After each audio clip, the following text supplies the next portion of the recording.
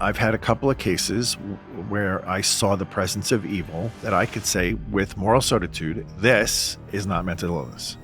So in one occasion, a gentleman levitated off the couch as I was praying with him by his core. So imagine his core being pulled up above his body and his limbs hanging backwards. When we talk about demons, I mean, maybe 2% of their work is supernatural. The 98% is that what they've always done is temptation. Because when you are only living for this life, and the devil knows that, you're an easy target. I wish more people would understand that. They have no power over somebody who is fully following Jesus Christ. They're not to be feared. If there's one message you pull out of the whole Bible, it's just stop being afraid. You are, by baptism, literally a child of God. What Jesus is by his very nature, you become by grace. You just need to step out and start exercising who you are in the world. The demons will fear you and will flee. This is such a bigger message than exorcism or the devil. Yeah. If people knew the love of the Father, the whole world would be transformed.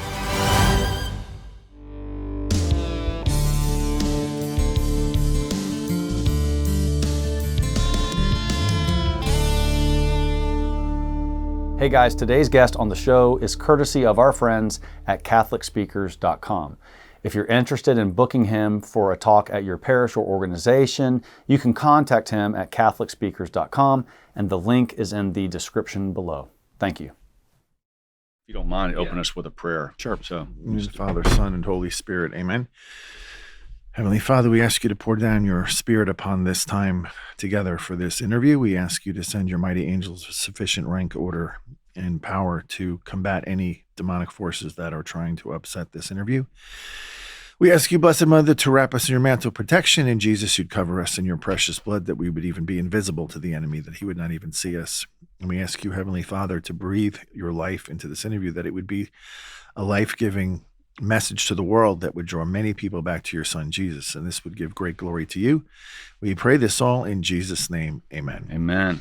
Father, Son, and Holy Spirit. Father Dan Reehil, it's a pleasure to meet you. Thank you for being here.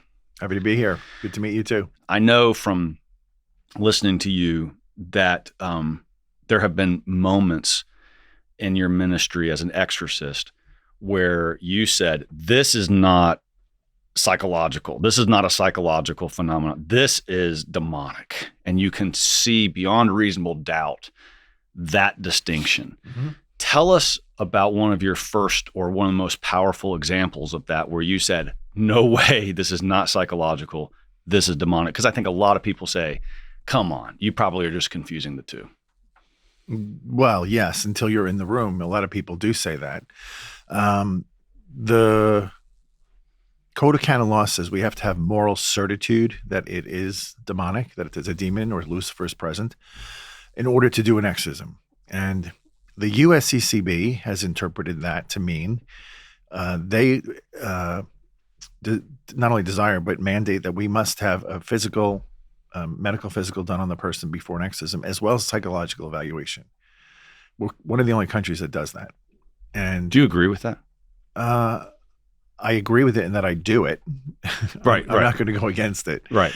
But I understand the reason behind it. They want to be sure that this person absolutely needs the rite of exorcism, and we're not just performing some magic ritual for anybody that wants it, okay?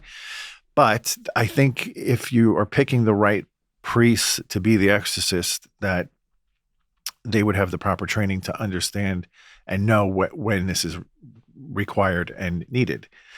Having said that, and the other thing you have to know is, like, we don't charge, we don't pick up the medical evaluation, because that's your responsibility as a citizen in society to go get a medical every now and then anyway. So usually people have one in the last year or so. If they really couldn't afford it, we'd probably pay for that too. But the psychological is different, because it's about $2,500. And most of these people are in such a bad state, they can't afford it. They no longer have a job. They can't even function at home. They usually are living on their own because their spouse or whoever has left them because of the demonic chaos in their life. But I've had a couple of cases where I saw the presence of evil that I could say with moral certitude, this is not mental illness. So in one occasion, a gentleman levitated off the couch as I was praying with him by his core. So imagine his core being pulled up above his body and his limbs hanging backwards.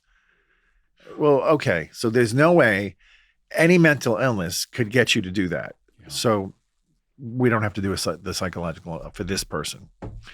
And, there's a few other occasions where it was absolutely clear that this is not psychological. But most of the time, 90% of the time, I do run the psychological. But even if the psychologist says to me, I think there is a mental illness, it doesn't mean or preclude there's no demon. Right. Because they love to hide under mental illness because then they're never discovered. And people probably ask you all the time, I'll do the same. It's like, wait a minute. Like, dude just lifted off the couch. I mean, I know you were a man of faith long before you were an exorcist, and actually your story of being on Wall Street, having a conversion, becoming a priest is kind of a great story. Maybe we'll get to some of it. But when you saw that, did it take you back, or you're like, oh, okay, the devil's doing one of his tricks? Or were you like, oh my gosh, this stuff is real? How do you react to something like that? A little bit between the two. So we were not at a church. We were at a halfway house.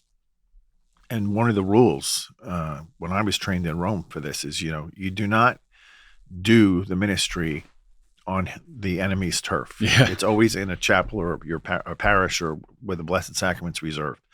So I just stepped back and said, no, we're not doing this here. And I walked out of the room and told the gentleman that called me to pray with this guy, I said, this is not going to be happening here. He needs to be helped in the setting of a church where I have control of the situation. So we'll let him calm down, and then I'll go in and talk to him. We'll arrange a meeting back at a parish.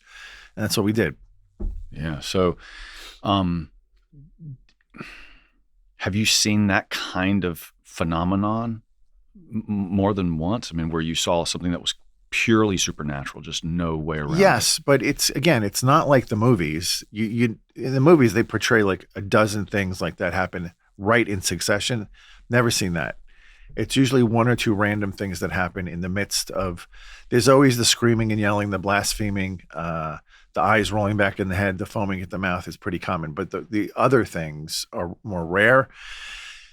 And to be honest, after you do this for a year or two, the demons kind of know, like, well, this guy's seen all our tricks, so we don't have to put them on display, so to speak. It's really true. I found in the exorcists I've spoken to over the years, same situation. Once they kind of get to know you, if that's a way you can phrase it, the garbage kind of calms down, unless I bring another priest in the room. Let's say the pastor wants to be present. Mm-hmm. Oh, then they start pulling out all the things again. As a rule, not 100%, but there have been cases where somebody will manifest off the charts over and over and over for whatever reason. So, talking about you kind of get used to it and they kind of get used to you. I've heard exorcists talk about how they almost talk to the demon. The demon manifests. You're no longer talking to Jane Doe. You're talking to some demonic spirit. Again, I haven't been in one of these things. So what is it like talking to a demon? I mean, that sounds like a strange thing. Like, do they reveal who they are? Are you asking them questions to get to know them? Are you saying, why are you here? Like, what is that dialogue? I mean, I can understand you just reading prayers and just saying, okay, I can read, but I wouldn't know how to talk to a demon. So What is that like? Okay. So this is a little bit where the waters get muddy, because where I was trained, they said, we do not speak to the demon.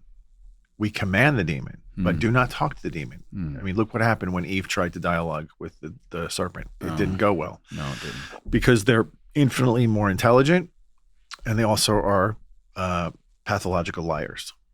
So even if they answer you, you can't trust the answer. Excuse me. So I know there's some exorcists that do carry on lots of questions and answer sessions. I don't do that. There's two questions in the rite. One is, what is your name? The other is, what is your appointed time by God to leave? And so I will ask those questions. But if they often will just keep babbling at you, trying to engage you. But I am not one of those who do. Okay. It's not my thing. Yeah. So will they answer those questions sometimes, always, never? Frequently, yes, but oftentimes not what you would expect. There's a case going on in Chicago for years of a woman who's been fully possessed, and I happened to be in Chicago at a conference speaking, so their exorcism team found out and called me and said, could you perform the rite here while you're at the conference? And I said, well, you know the rules. I need the letter from your bishop, and then I'll come and do one. And this girl, she was so violent that they had to restrain her. But, we don't tie people up with chains anymore. That's not looked at favorably by anybody, the world included. Yeah. So they found, and it's a smart technique, they wrap her in a blanket and roll her up like a cocoon. And that binds your limbs from moving. Yeah. And you really can't move. Like a baby swaddled. Yeah. Even superhuman strength is not going to get out of that without literally like fire from heaven burning the blanket open. But so she's restrained. And I asked the questions and I said, when is your appointed time to leave? And the demon said soon. So I didn't get a date, but I got soon. And I looked at the group and I said, has that ever said that to you? And they said, no, that's very positive. We haven't had anything like that. So that's good. But they could say, I'm not going to tell you. And then you can say, under the power and of Jesus Christ and his precious blood, I command you to give me the answer that God has appointed at the time. And sometimes they give you a date, other times they don't. It's not science. Yeah. And that's the hard part, is that you just never know how it's going to go. You can do your best in preparation, but in the end of the day, they're not really a controllable entity. They have to follow the divine providence God set up. But there's a whole bunch of factors. I know several exorcists who've been saying the same thing, is that, the power of the church, it plays a big role in the power of the exorcism. So when the church is very strong, the exorcisms are much easier. When the church is weak, the exorcisms are harder. I heard that during Benedict, that the amount of effort needed to exorcise demons shrunk. It was easier. And that during Francis, the time expanded enormously. Is there any truth to that? I don't know. That's before my time as an exorcist, so I can't speak to that specifically. But when I speak to exorcists who've been around 20, 30 years, they would say yes, the ones that I know anyway. So, but I'm not trying to drag popes. It's not just popes. It's the world is involved here too. The internet is, as good as it is to help people in many ways, it was a horrible invention in so many ways to go against the direction the church is trying to lead people, or has always tried to lead people, is true conversion and allegiance to Jesus Christ and becoming a saint. And then social media just exacerbated that tenfold over and dragging people to hell. And we're now dealing with a culture who, for the most part, is so selfish, if you want to use the word, and has a lack of seeking what is eternal for many, not all, but a lot of people. First, probably the beginning of time, man has always asked themselves, why am I here? What is my purpose? And I find the last couple of generations, they don't ask those questions. And when you ask them, they look at you like, why would you ask that? And there's no interest in things that are eternal.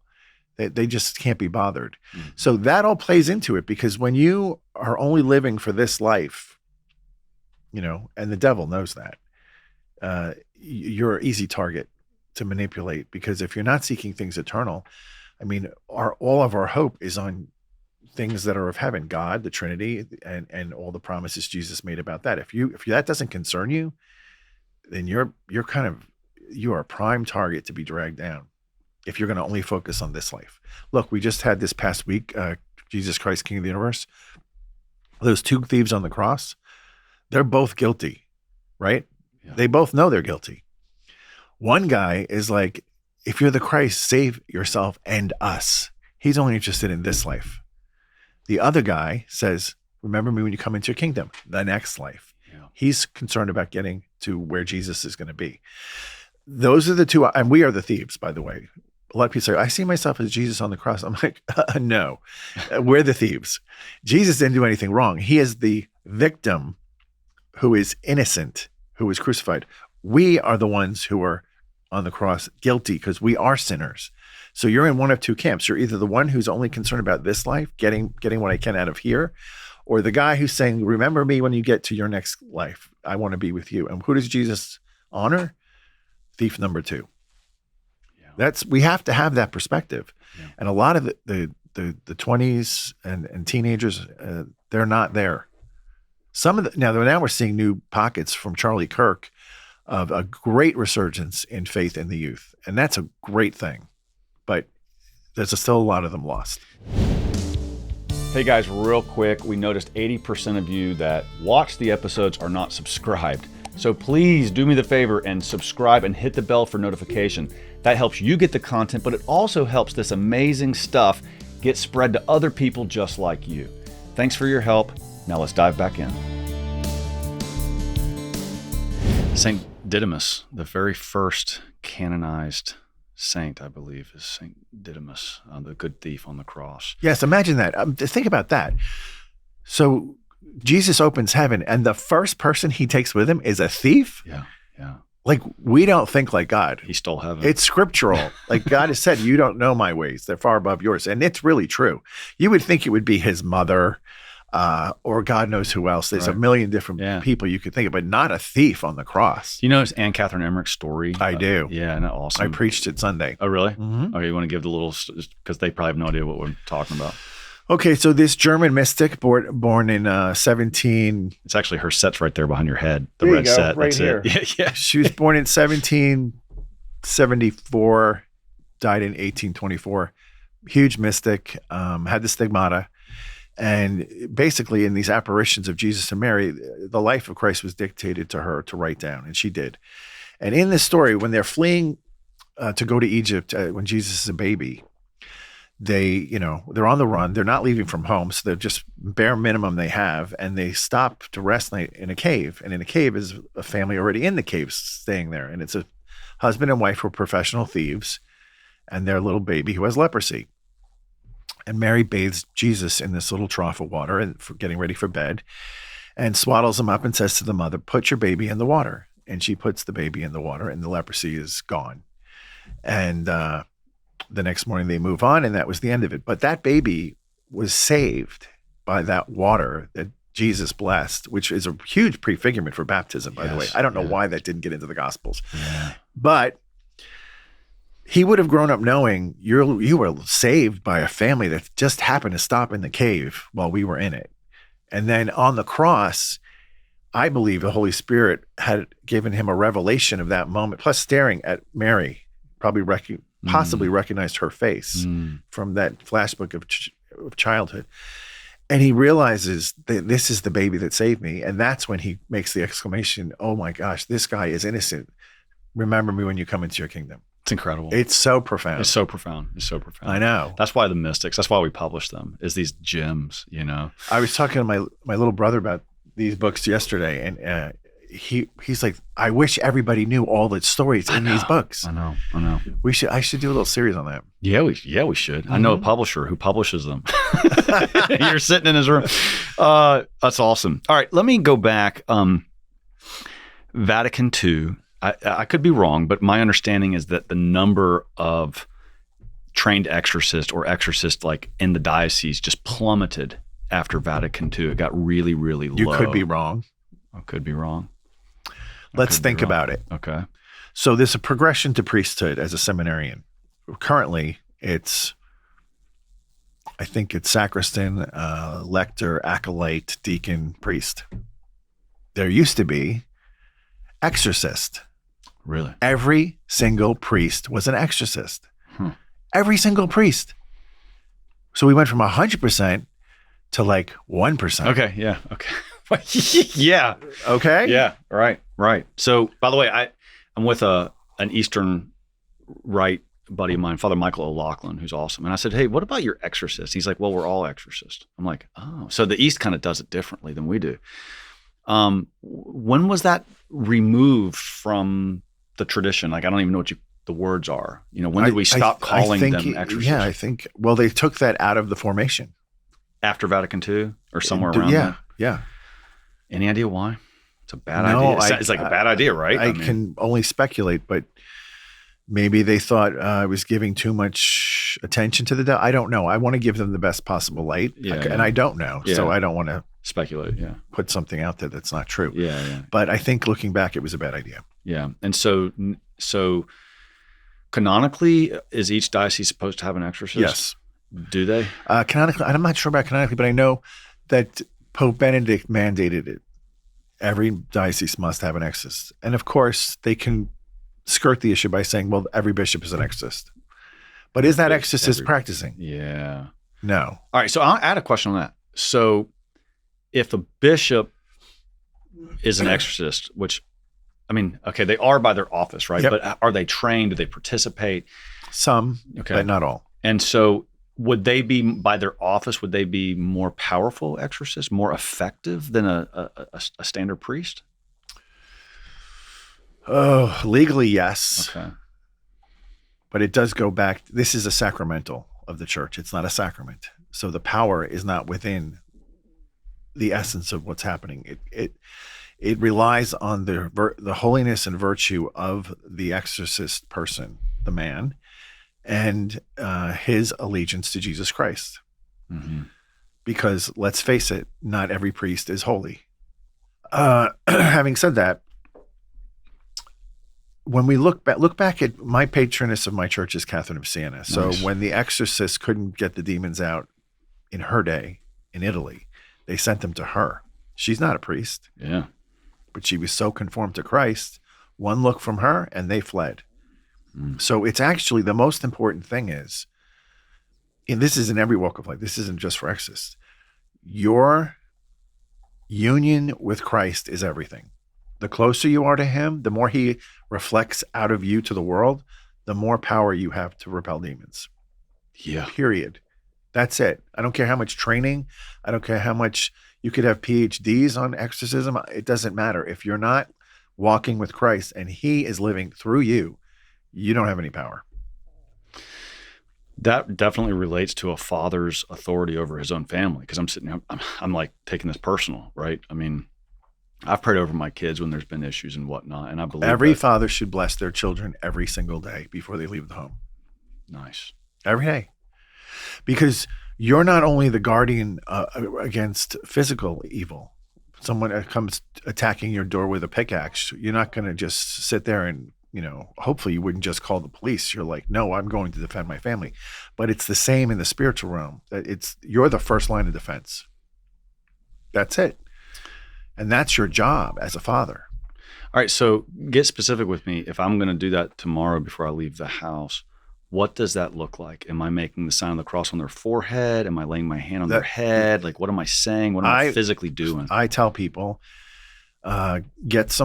have good holy water water that's blessed with the exorcism salt, the whole rite. Yes. I even distribute St. Joseph oil, which has a big exorcism over that. And I say, take one of those and you pray a little prayer blessing over your kids, as a group, and then individually you bless each one by name. I bless you, Johnny, in the name of the Father, Son, Holy Spirit, on their forehead with the sign of the cross.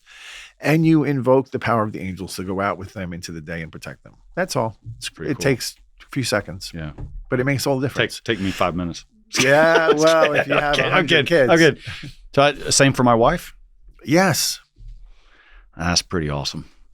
Yeah. Why don't because it's a sign of love. Do this. Yeah. I bless them at night when they're going to bed, but I should do this in the morning when the day starts. Well, yes, because they're going out. Yeah. And I only do that with the little kids. I got teenagers. They're going out. They probably need more protection than anybody.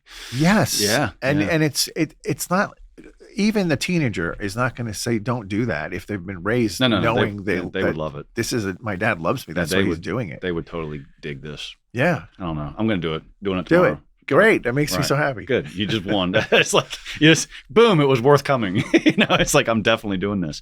And all the dads out there, do it. Start tomorrow. It's awesome. Thank you for that. And I have to give credit because this is going to be seen by a lot of people that Doug Barry does this with his kids. Oh, yeah.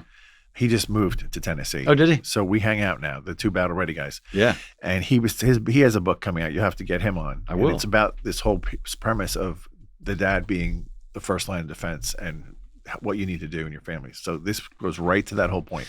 You know, we've had issues in the past without getting too many details. Nothing like horrible, but we've had issues with little kids where we're like, okay, is this a spiritual thing? Is this a psychological thing? Or like one kid kind of really struggled with OCD, slightly, little guy, but it was nothing severe. And we talked to Father Reed, who you know, and it was sort of like, okay, you address this, you know, naturally, you know, let's make sure that the diet's right and all these kinds of things. If he needs to talk to somebody, which we didn't go to a therapist or anything like that, but it wasn't that bad, but it was just, we saw this little kid was kind of becoming a germaphobe and stuff like that. I was like, where's this coming from? We saw there was an anxiety there. And so, but Father Reed also said, you know, Conor, you need to pray over your son. And I was like, okay, this is awkward, you know, but I did. And I swear, Father, the next morning I woke up, it was over. I do it all the time. Over. I mean, it was like all the time. People call me with their kid. My kid's having a behavior thing. It doesn't seem natural because all the natural things we've done with the other kids isn't working. Just bring the kid in. And I'll just pray with them, and I'll silently bind and cast. They don't have to hear it. I don't want to scare the kid. Scare them, yeah. But and then they're like, "Oh, behaviorless, you're gone." Yeah, and so like, yeah, there's been times where my wife, she's the one who kind of has the radar of like, there's something not healthy in the house or something, and whether it's just often it's just behavior problems where some kid is clearly anxious or clearly just lashing out for no good reason, just stuff that I think parents just see every day. But my wife, who's like spiritually attuned, she's like, tonight when you put them to bed, you are going to pray over that kid. I'm like, yes, ma'am, you know, and I do. And it's, I mean, I can just attest just personally, man, it works. I'm amazed at the results that we get instantly. And I'm like, I'm not even trained in this. I don't consider myself a holy guy, but I have a spiritual power because I'm the father of the family. That's correct. It's just, that's it. It's just the office, you know? So, but not to mention, so if you're going to have 18, number 17 children. Yeah. So you're witnessing to the world on the gift of life, for one, which the devil hates.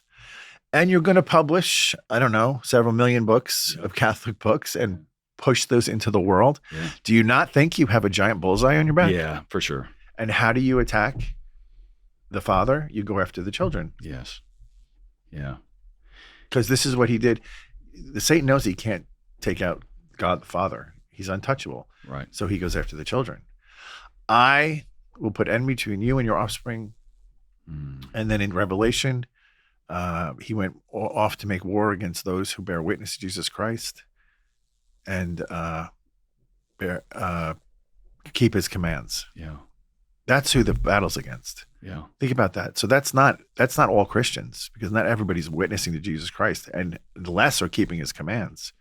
When he said, do this in memory of me, it meant the mass. So right there, you can knock out all the other. I'm sorry if you're watching and you're Baptist, but you're not worshiping the way God said. Sorry. Yeah. You're welcome. Come on in. We will love to have you, but you have to learn how to do it. And then of the Catholics, there's only maybe 20% who actually are keeping the 5 precepts of the church. So it's a very small, limited number that are actually in the bullseye, in the very center. Yeah. Yeah. Well, sometimes I feel like I'm there, you know, so got to keep, but that's where you were talking about the holiness of the man makes a difference. And I got a lot on me. I got a lot of people in my care. And so I got to keep that virtue going. Father Benedict Groeschel, I read one of his books one time, and in the preface to it, he said, there's a lot of people in straitjackets in insane asylums that actually need exorcisms. So have you experienced that? Like people who they're just labeled for decades of just a severe mental illness, and they actually just need that spiritual healing. Yes. So one of my teachers in Rome during the exorcism training was Cardinal Simone. Do you know this guy? No. He was a priest born in maybe the 40s. I don't know, somewhere that 1940-ish. In Armenia. Is that what Mother Teresa is? She was in Albania. She's from Albania. Okay, yeah. Albania, communist at the time. And it's the strangest story. When JFK was assassinated, somehow the communist said that this priest was involved, even though he was in Albania at the time. Wow. And they sentenced him to death immediately. Yeah. Whoa. Uh-huh. Whoa. He's been a priest, I think, 4 years. Dude, I love JFK stuff. I've never heard that one. We're going to look that one up. Yes. Yeah. And there were a lot of outcries from the public that said, you have no proof. How could you kill this priest? Da, da, da. So they finally relaxed the sentence to just life in prison. And he went off to prison for like 40 years. And he learned from being in prison that these men are all possessed. And he taught himself how to exorcise these men and set them free in prison. Wow. And then finally, I guess about 10 years or so ago, the Vatican interceded in some way and got him out. And to reward him, they made him a cardinal. Wow. So he's a cardinal now. Yeah. I think he's in Rome. He was just in the news because he just did an exorcism over St. Peter's. I heard about that. That was him. Yeah. Yeah. Dang. So that's real. And it's worse in psych wards. When I go into a psych ward, you could cut the demonic activity with a knife. It's so thick. And there's a hierarchy of who's got the biggest demon. You can tell who it is right away. So our bishop, 2 bishops ago in this diocese, now it's Bishop Michael Martin. Then before that, it was Bishop Peter Jugas. Before that, a guy named Bishop William Curlin. And I knew him very well. He had been first an auxiliary bishop in Washington, D.C. Then he comes down to us. And it was under him that the diocese kind of began to really flourish. And then under Peter Jugas, it just took off and just booming. And now we have our series of problems and issues. But underneath Bishop Curlin, he was telling me a story one night at dinner, and he said, Conor, I was a young priest in D.C., and I walked into a psych ward to take somebody communion, and he had the Eucharist in the pouch around his neck, and he walked in, and this man stood up and saw him, and like he saw this flash in his eyes of rage. And he said, Conor, I swear to you, I was picked up off the ground and thrown like 10 feet back until I smashed into the wall. It was just an impossible physical picking me up and throwing me across the room. And he concluded right away this was a demon possessing this man in this psych ward. And he was reacting to the Eucharist right there. So the man picked him up? Yeah, didn't touch him. He was just, he was a force. Yeah, a force picked him up and threw him across the room. Highly unusual. And so he was telling me that it's like he just, his point of the story was he believed that there were possessed people that had that kind of power. But then also, like, how would he have had that power over the Eucharist? You know, that's kind of odd too. It's an oddity for sure. Yeah.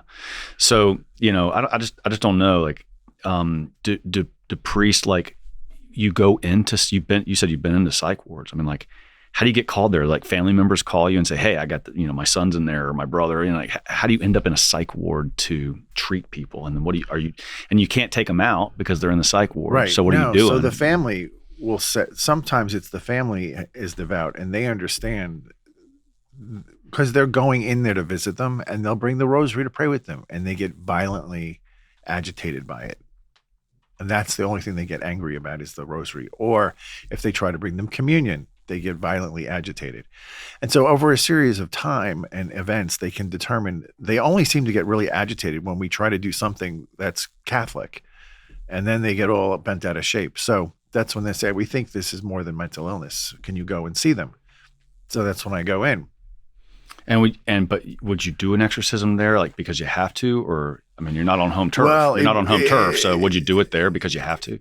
It wouldn't be the Rite of Exorcism for sure. It would be like the Leo the 13th exorcism. Okay. I'm not gonna. What does that mean? So the rite is the rite, which is what it is. It's a series of prayers and instruction that you have to follow to the letter of the law, and you go through the whole thing. You have to have permission from the bishop as an exorcist to do it. But any priest can do the Leo the 13th deliverance prayer, which is a minor exorcism. But it's actually, I found in many cases, it's just as powerful as the rite. So he gave us the St. Michael prayer. So is it some like heavy duty version of that? I don't know. Yeah. It would be like, it's in the book, it's about 4 pages long. So it's long and in depth and detailed. And there's a lot of casting and binding throughout it. But, to be honest, 90% of the people who have demonic affliction, that does the trick. Yeah. Yeah. So like, I don't know anything about the actual rite of exorcism, like how long is it? What's it like? What are some of the stuff that it says and does? Like what do the little red parts say? Like the rubrics, stand here, do this. Just kind of give us a picture of what this ritual is. First, the church is kind of protective of it. They don't like people in fact, the priests are only given the book when they are made exorcists. Really? Which no longer works because publishers have put the book out. I'm sure you're not one of them. No, I don't. But it's out there. So anybody can buy it. And not the actual one put out by the USCCB, but it's out there. But basically there's preparatory prayers. And like we started today, I don't know if it's on the film here, but you did the perimeter prayer. I did a prayer of protection, calling the angels and the Holy Spirit and all this. We say mass for the subject we're going to go in and work with beforehand. We fast up to the point of the exorcism and through it, and then after we can eat. And there's a formal way you go through it. So it begins, there's a litany of the saints, drawing down their prayers and intercession. There's a point where we're actually doing the casting of the demon. There's parts where there's other prayers that are built into it. There's Psalm 91 is built into it. The prologue of St. John is in there. Which one's Psalm 91? How's that It's go? a prayer of protection over. Okay. It's very powerful. That's another great thing you can pray in your home before bed at night. That's a good one. And then it ends with prayers of gratitude and thanksgiving. So by the time you're getting to those, if it worked or not. You're like, you can go back and repeat parts. So but generally 45 minutes. Okay. Once you start to finish is. So it's a lot of reading.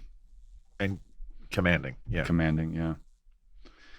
And they're interrupting you while you're doing this sometimes? Like they're talking Well, they to scream and yell, but you just keep going. Yeah. I'm not going to be sidelined by just the antics of the demons. That's what they want you to do. They want you to be, first they want to rattle you and get you to stop.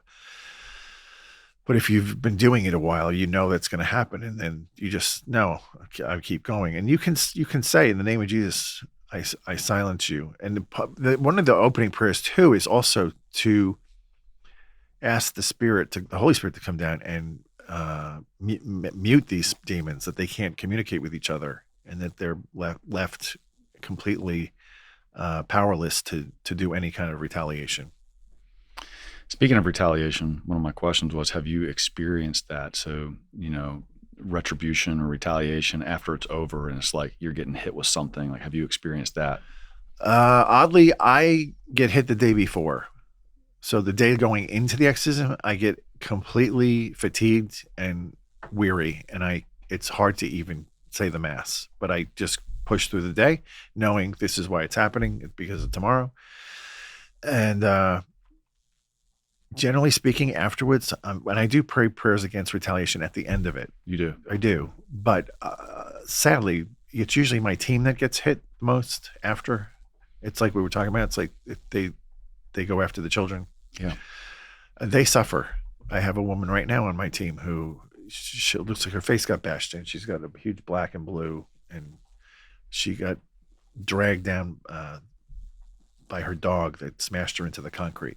There's just constant attacks to let these people know you could be living a life of peace if you just stop doing this. Talk to me about the team. I've heard about these teams. What's that made of? How do you form it? What's their role? So there's several. There's a team of intercessors that are off-site that don't even have to be together. So there's an email that goes out beforehand to about 40 people that are all going to pray between the hours of X and Y. Then there's the actual team in the room, and that's consists of people that are very contemplative, deep prayer people who some of them have gifts of discernment and knowledge. And then there's the bodyguards who are also in the room, who are also living a state of grace, but may not have any of those special gifts, but they're there to protect me and the group. And that's it. It's nothing complicated. If someone has the prayer of discernment, like you pick people that you might think have person. How did you discern that? And then what are they doing? Are they talking to you during this? What are they discerning, and how's that have a factor? So most of them come to me for directions, so I know them, and I know their prayer life, and I know their gifts. And during the exorcism, they'll just write a note and slide it over to me. It's very non-disruptive.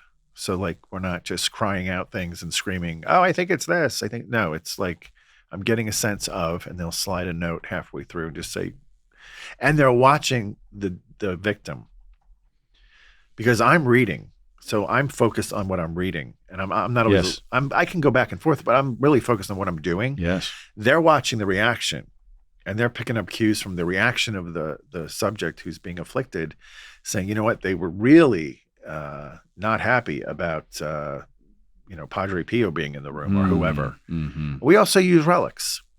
Yes. And we invoke the saints, and we press the relics to the victim and see what kind of effect that's having.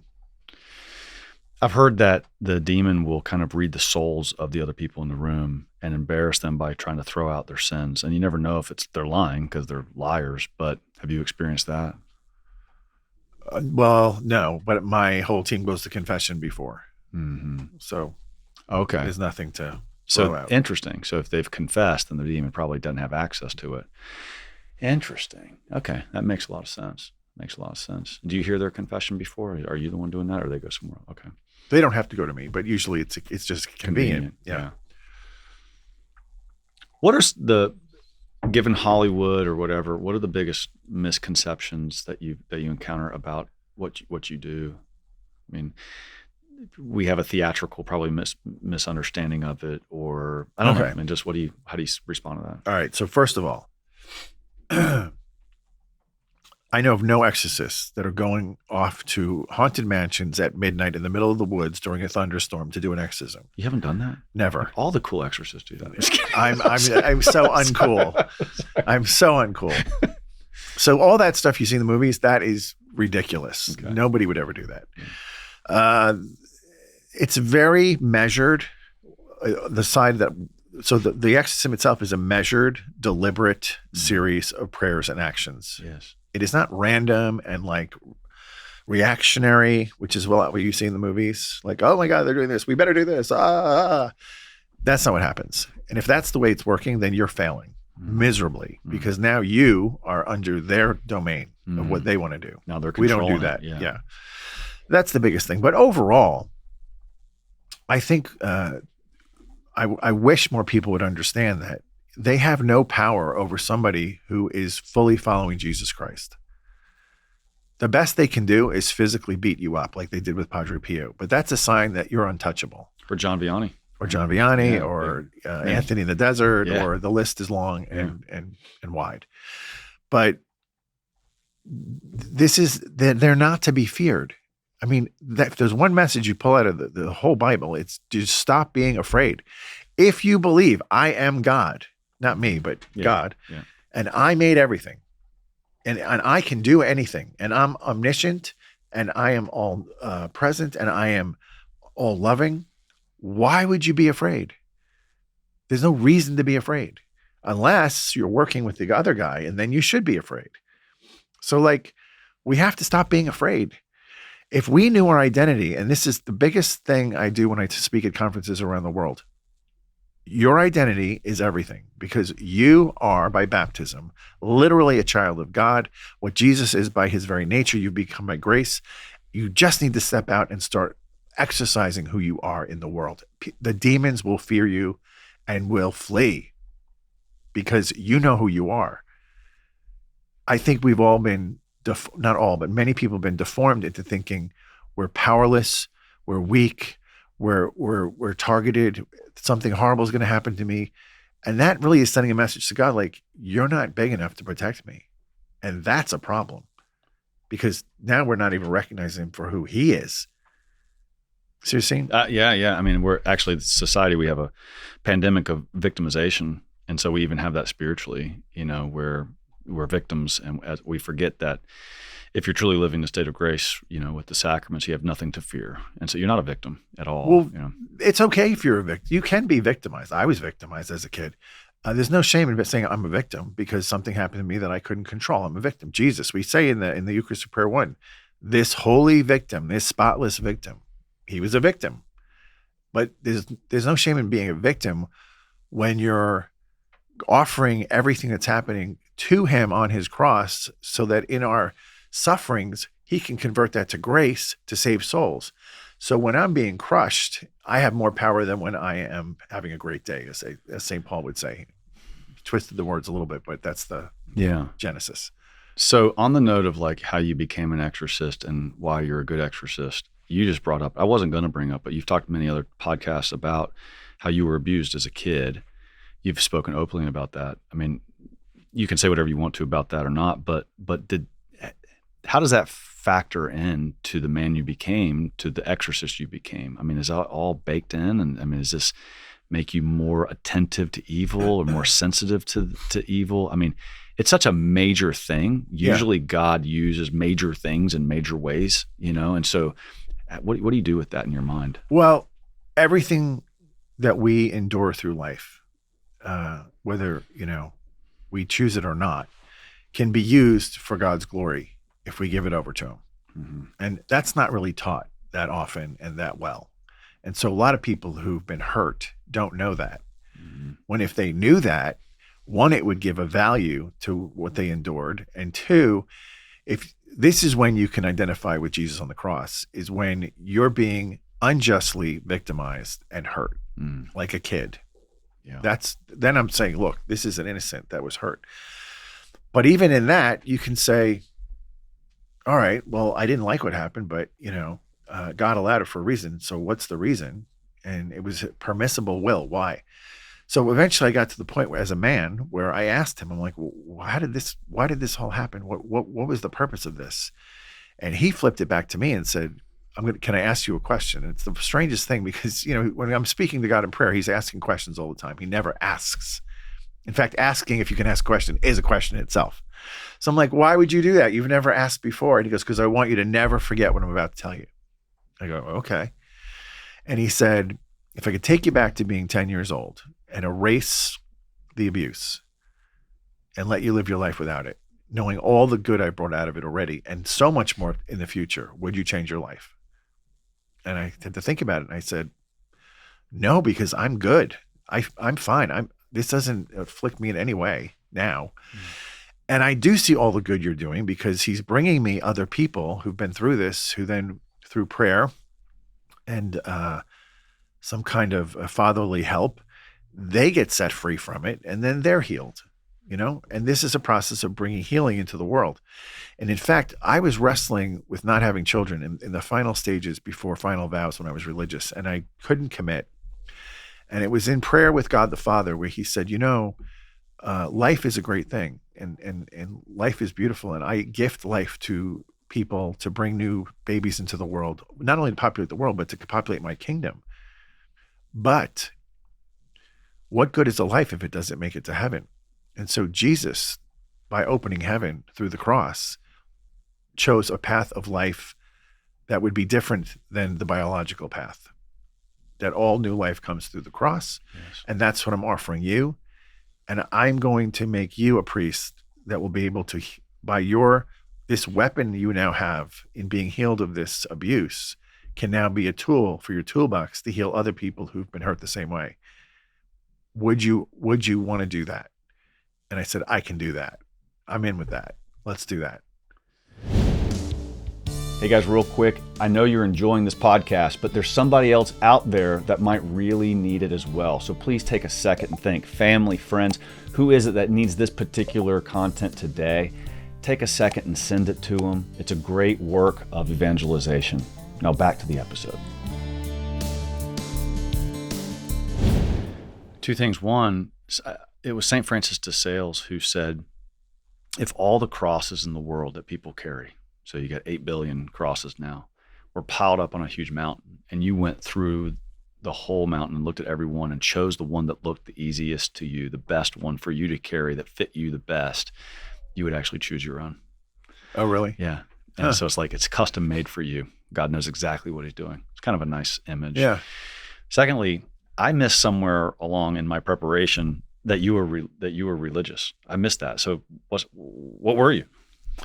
I was with the Intercessors of the Lamb, which is a contemplative order that was in Nebraska, had 80 hermits living in the contemplative life in community. So it was kind of a new expression of hermit. But mostly prayer and work, like the Benedictines, but silence. And then the difference with us was hermits live alone. So in formation, you're in a formation house with other brothers, and there were sisters, brothers, and priests. And when you become final vowed, then you get your own hermitage, and you pray alone silently for maybe a third of the day. And then you come together for liturgy and usually dinner and celebrations, right. But usually, you're kind of alone. And then the brothers would gather for recreation about once a day in the evening after dinner. So it was a different way of expressing community life. And how did you choose to not do that and go diocesan? Well, the community founder started having dementia, and she started having a little trouble in discerning what really was going on. And when we had a visitation from Rome, they do a health checkup every 25 years for new communities. And they came in and said, this is great. Everything's great. The one problem is now that you're ordaining brothers priests, you have to have a priest over the community, not a nun. Mm-hmm. And she thought they were trying to wrestle the community away from her, and she wouldn't do it. And she really thought this was not of God. And ultimately the bishop suppressed the community because she wouldn't follow the one thing we had to do. So sad, but that's how it ended. So you left and you started looking for a diocese. Yeah. That contemplative life that you lived must have been, again, part of God's divine providence, because 100%. Most diocesan priests don't ever get that opportunity. You don't get that in seminary. Not only that, but the charism of this community was the cross. Death is at work in us, so there can be life in you. And one of the main ministries we had was a retreat. So people would come in for 8-day Ignatian retreats, silent, which is so unusual, and day one, you could write a book, because people come in thinking, I can do this. And after 2 hours, I can't take it. I have to talk to somebody. And I'm like, no, you can. Go back in your cell and pray. And then by day 3, they're kind of slide into the rhythm. The Holy Spirit takes over, and they come out on day 8, like mountaintop experiences, profoundly changed lives. Amazing. Just so cool to witness. The other ministry was exorcism, because my superior, the priest over all the men, was the Exorcist of Omaha. Mm. So those were the 2 charisms that I was most involved with. I was also the cook. Huh. So I'm cooking, and there's usually 20 retreats. So I'm cooking dinner for 100 people in 4 hours with 3 helpers. Yeah. And the last hour was mass. So we're not even in the kitchen. Wow. It was always a surprise when you open the oven. You're like, is it going to be good or is it going to be horrible? Yeah. Wow. I didn't know that part about you. So,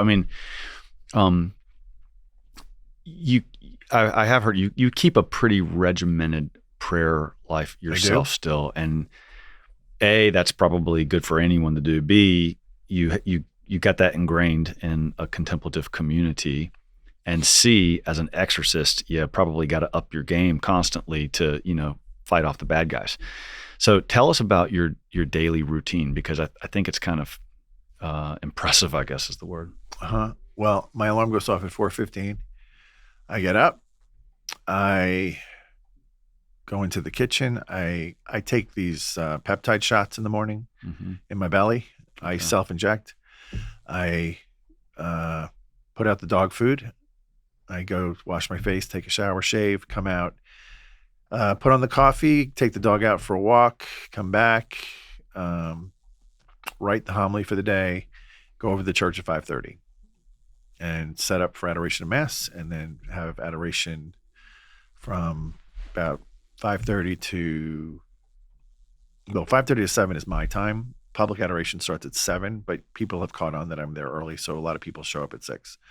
But I get my hour with no interruptions. People are there, but they're not coming over like, Father, can I talk to you? They know that's my time. And then I go in the confessional for an hour, and then I have benediction, I have mass, I come back, I do live radio for a half hour, and then I start my day. So by the time by the time you're on the radio, you've done an hour of adoration. Yeah. You've had mass, the office, rosary, a chapel of St. Michael, Precious Blood Prayers of St. Bridget, bunch of stuff. And then my contemplative time. And it has to be the morning. For me, I had a good buddy in religious life who, Brother John Michael, God bless him, he's a holy priest, but he was a night owl. Like, if you walked in the chapel at 2 a.m., he's in there praying. And I'm like, I love you for this, because I love that I know there's somebody praying through the night, but how do you get up in the morning? Yeah. And then I look at him. It was not easy. Yeah. He was the guy who's like, ugh. And then it'd kick in around 10 o'clock. He's wide awake. But you're like, that's hard. I can't do that. I can do that one off. I can't do that every night. But getting up at 4:15, I'm up. Yeah. Yeah. I often wake up before the alarm. Yeah. And I like that. I like that the fact it's so dark out, it's quiet. I have a fireplace, put a fire in, go. It's nice. So we've kind of been hinting around at it, but how would you distill down your answer to what makes a good exorcist? I mean, you already said virtue, but can you elaborate a little bit? Like what? Because some are more effective than others. It seems to be the case. So why do you think that is? It has to be a man of deep prayer, humility, and obedience. That's it. Okay. It's not complicated. Yeah. Have you followed other exorcists like Father Gabriel Amorth? Like, have you studied his work or, things like that? Yeah, I've read all his books. I never met him. He died before I went in. Ironically, he was kind of a little bit of a rebel among exorcists because he kind of did things that we normally, he probably would have conversations with the demons. I mean, I'm not trying to tear up his memory at all. He was highly successful. Yeah. But for whatever reason, when they train you, they do not kind of model the way he was doing things all the time. I'm just going to leave it at that. But he was. Well, maybe he had terrible training, and he had to. I'm sure he did because at the time there was no training probably. Yeah. But he, just like that poor guy in prison, he had to learn on his own. Carlos Martins, no training. He'll tell you, I wasn't trained. I had to just, you're the exorcist, go do it. Oh, so you live and learn. Oh, that didn't work. I better not do that again. Kevin, pull up his biography, Gabriel Amorth. It's on Tan's website. We publish his official biography. Okay. Yeah. Great. Yeah. Yeah. Yeah. So you studied him. Do you like follow other exorcists, or you guys get together and talk and exchange notes a little bit? Yes. There's meetings every year. There he is. Rome's Exorcist, the official biography. Yeah. It's pretty cool.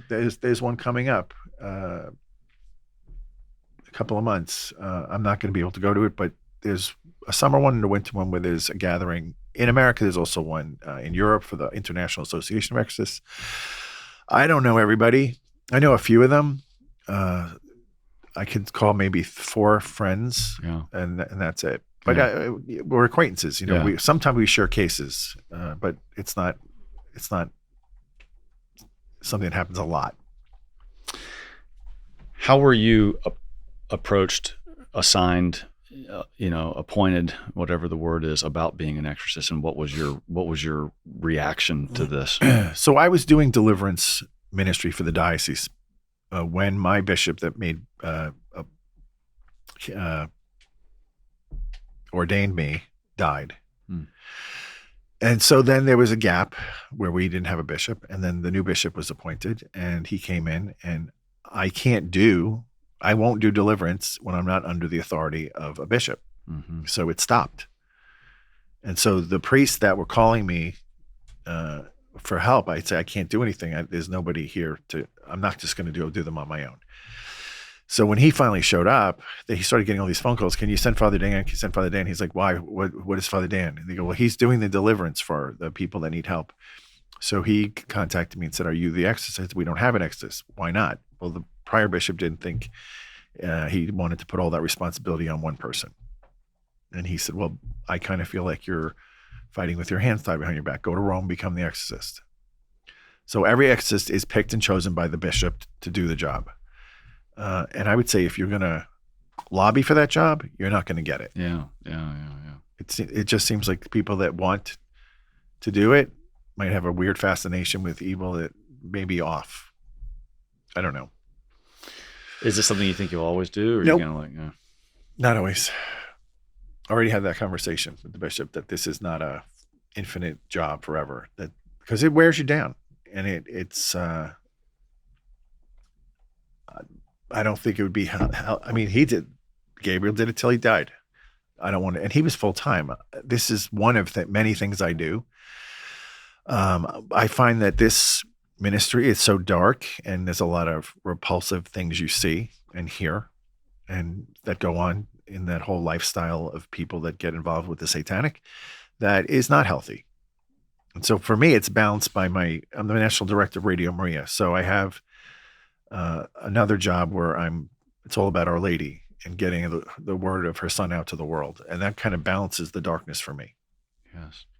Not to mention parish life and administering the sacraments and all. I mean, that's all stuff that is light giving.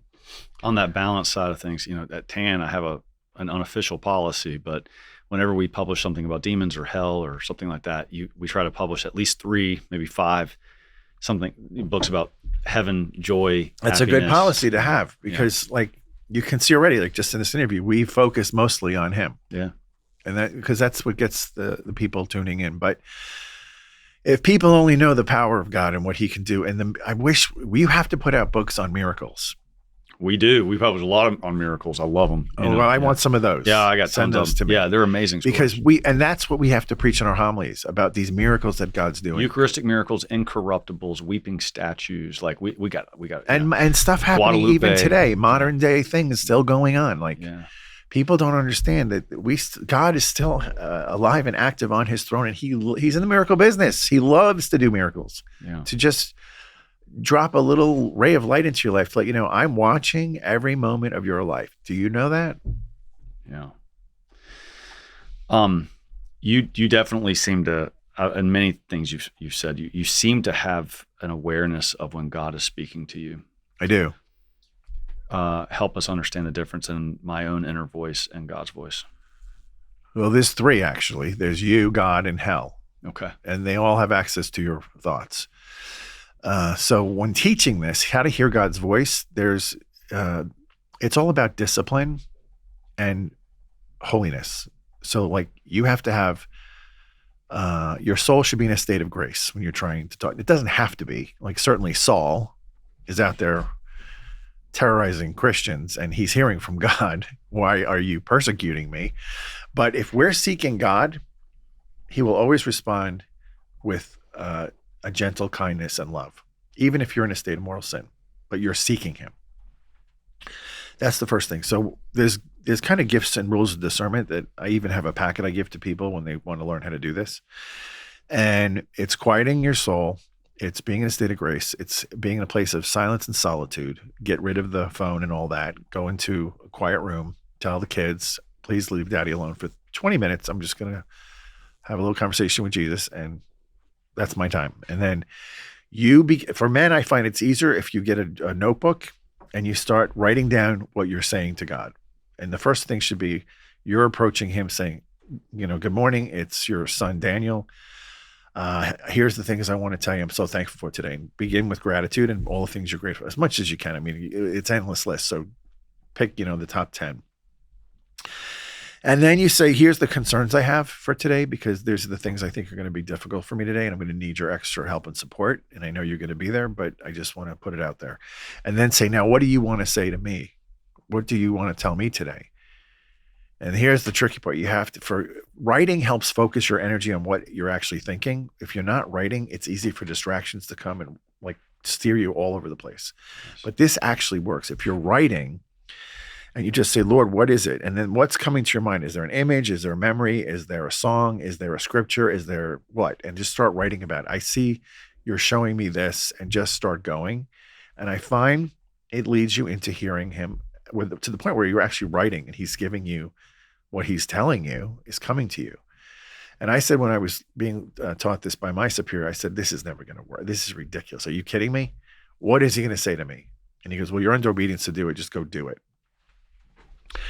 We're all doing this, the whole novitiate. There's 12 of us.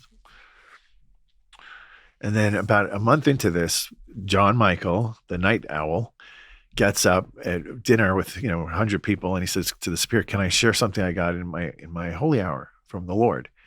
It's a poem. And he reads this poem, and it was beautiful. It was amazing. I mean, and I could not believe it. And I know this guy. He's not like Aquinas or somebody like that. He's beautiful. He's a very holy guy, but he's more a little rough around the edges. And my first thought hearing the poem was, I go, oh, you've never given me a poem, Lord. Like that, the holy response of a hermit was not there. I was total envy. And in that moment, immediately I hear a voice say back to me, you've never asked for one. And I thought, okay, note to self, tomorrow morning I'm asking. Go into my holy hour in the morning. I said, I'd love a poem. Can I have a poem? Like just some dumb little kid. Of course, there's no poem. But like 2 weeks later, randomly, as I'm journaling, this poem comes out. Like it's called The Rose. It was all about the rose. And it was fascinating because it was almost this perspective of like the whole world is focused on the bloom. That's what anybody who buys a rose is buying it for this. It smells good. It's pretty. It's interesting to look at. But in fact, it's the thorns that wrapped around my head. And I know it wasn't a rose thorn bush, but he's making a metaphor like this is the part that actually touched me and my blood shed from it. And sometimes it's good to take your focus off what everybody else is looking at and focus on what I'm looking at. And it was theologically amazing. And my spiritual director even said to me, like, this is too good. It couldn't be from you. So you are hearing from the Lord. Okay, good. Well, a few nights later, another poem comes. I'm getting woken up at night. I have a poem for you. And I'm like, I'm sleeping. He's like, write it down. You asked for these. I said, okay, I wrote them down. And it went on and on. I have like 30, 40 poems coming in like 2 months. So many so that we published a book called Heart Whisperings in the Desert, which has all these poems. And other hermits. John Michael's poem is in there too. And then he starts giving me teachings. One of them was on fatherhood. I'll send it to you. You have to read it. It's amazing. I will. And that was one of the moments where I was like, okay, I can do this because my name in religious life was Joshua. And he even used my name. He's like, Joshua, it was Joshua that I used to bring my people home into the promised land. And I'm going to use you to bring many people back to my son. And people are being orphaned. So I'm asking you to take the next step in this life so that my people will not be orphaned. I mean, it's so beautiful. And that's when and sometimes I get words, I didn't know what the word was. I have to look it up in the dictionary and I'm like, well, it's not me because I didn't know that was a word. So when you start seeing these things, you're like, well, it's definitely not me. That means it's either him or him. And it's kind of upbuilding and affirming me in my faith. So it's not the devil. I think I'm hearing from God. What is that like? Well, that changes your life because the God who made the whole universe and all 8 billion people and all the billions before them and holds the stars in position and the planets in orbit, this God wants to sit down with me today and have a little conversation. Like, some people be like, well, I got invited to the White House. I got invited here. Bishop so-and-so wants to talk to me. Or I'm like, all right, well, God spoke to me today profoundly. And I actually held him in my hands, and then I ingested Jesus and his blood. So I win. Sorry, I have you all beat. Dude, that's awesome. It is, but that's true. And if we only had that perspective, he makes himself that available to us every day in all those forms. Now, all right, so I'll say this. I'm not trying to do self-promotion here, but I just published a book. I think the email went out the day today that we're the day we're filming. And I wrote a book called The Meekness and Humility of Jesus Christ. And it's written to our Lord, kind of like the Confessions. But my process was very much what you explained. So I'd wake up really early in the morning, even earlier than 4:55. It was more like a 4:30. And I did this for 9 months. I learned, you might know the name Father Paul Check. But he told me one time, he said, the Lord only said, learn of me once. Matthew's gospel. Learn of me because I'm meek and humble of heart, not because I'm powerful or smart or anything. So I went through the 4 Gospels and read them, the major scenes from the life of Christ, in as a meditative way as I possibly could, with fresh eyes. And I was looking in each scene for the lesson of meekness and humility. He's infinitely meek and humble. He wants me to find almost the hidden message of meekness and humility in each of these scenes. But it's a totally different book. I mean, I've written probably 10 books, and this was totally different because it was 100% in prayer. It was in deep meditation, and like if I didn't get like a message, nothing hit paper. And sometimes I'd meditate Lectio Divina on the same passage for days. And I'd sit there for 45 minutes, an hour, and the little guys come downstairs and the day's, off to the races, right? Yeah. But I would sit there and meditate on these, paragraph, 2 paragraphs, 3 paragraphs in the Gospels until something hit me very profoundly. And I said, this is the message about meekness and humility that I'm supposed to have. I'd have thoughts right out of the gate. It was like, you can read the nativity and it's like, oh, he's humble because he's a baby in a manger. Got it. And it's like, no, that's just clearly from me. The cross is the greatest humility ever. Exactly. Oh yeah. And like, actually that one, Father, it's like, again, it's so incredibly humble, but my initial reaction is, oh, look, I'm seeing a bloody body on the cross. And it's like, that's kind of obviously humble in a sense, obviously meek. But I prayed and prayed on that one. And I realized, like, the message I finally got took days. But on that particular scene, I saw the cross as not just the cross, but as his final pulpit. He's up there teaching his final sermon. Look at me, learn of me. I'm meek and humble of heart. This is meekness and humility on display. And so I kind of had this image of him carrying his pulpit up to Calvary and preaching his final sermon. So it was just a slight difference, but that came to me. Like, this is, if you want to know what meekness and humility is, like you said, look at the cross. And in fact, I had originally planned on going all the way through the resurrection and whatnot and the ascension, but it was such a profound experience for me that this body hanging on the cross, and it's like he's begging me to look at him. That's what the prayer was. Mm-hmm. He was like, learn of me, look up here. I'm doing this so that you can learn. This is meekness and humility. I had not seen before, like I had not seen Calvary as a homily, as a sermon, before this event. And I saw it as beautiful. I saw it as redemptive. Mm-hmm. And it's, but I saw this as his sermon. So, it was so profound that just like the book ended there and I didn't go on to anything else. It was like, this was the perfect homily on meekness and humility. Yeah, you can't out-preach the cross. Right. It was just, I was done. It was like the end, In fact, when I was going through that phase of grieving, not having my own children, when he was talking to me about the cross, there was a profound moment where he said these words, because the cross is the marriage bed of the Lamb of God. Mm. This is where life is coming into the world, through this cross, right? Yeah. And I'm like, I know, but I don't really love crosses, to be honest. Like, who does? Let's face it. Oh, and he said, however, like, I want you to start looking at it differently, because it was on the cross, and this is something people really get very confused on, forgiveness. Okay. A lot of people say, I can't forgive because I'm still angry. And I go, but that's not what forgiveness is. It's a decision of your will. It's not a feeling. Mm. And then I actually said, one guy said to me, well, prove that. What does that mean? Okay, let's look at the cross. Okay. So here's Jesus. He's stripped. So he's humiliated. He's being blasphemed, more humiliation. He's in the worst physical pain he's ever felt, or anybody's ever felt for that matter, between dislocations and piercings and lacerations and exposed flesh with sweat dripping in it, pierced crown, all of it. So there's the worst pain of that. There's also the pain of watching his mother, watching him die, and her pain that he's feeling. There's no more pain it's the most pain ever you could possibly imagine. And it's in that moment he says, Father, forgive them. Mm-hmm. So it has nothing to do with pain.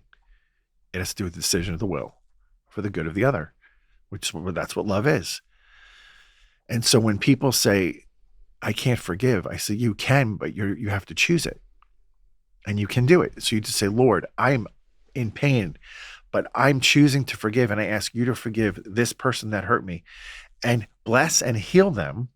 That's what Jesus did from the cross. Bless and heal them so they can become the saints you made them to be, so they can get home to heaven.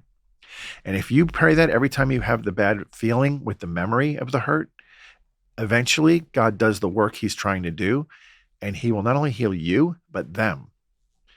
Because it's the victim that heals the perp. And people don't understand it. And it's not fair. It's not even just. It's weird. But that's what God chooses to do. The perfect victim was Jesus. We're all the perpetrators of the crime. He healed us.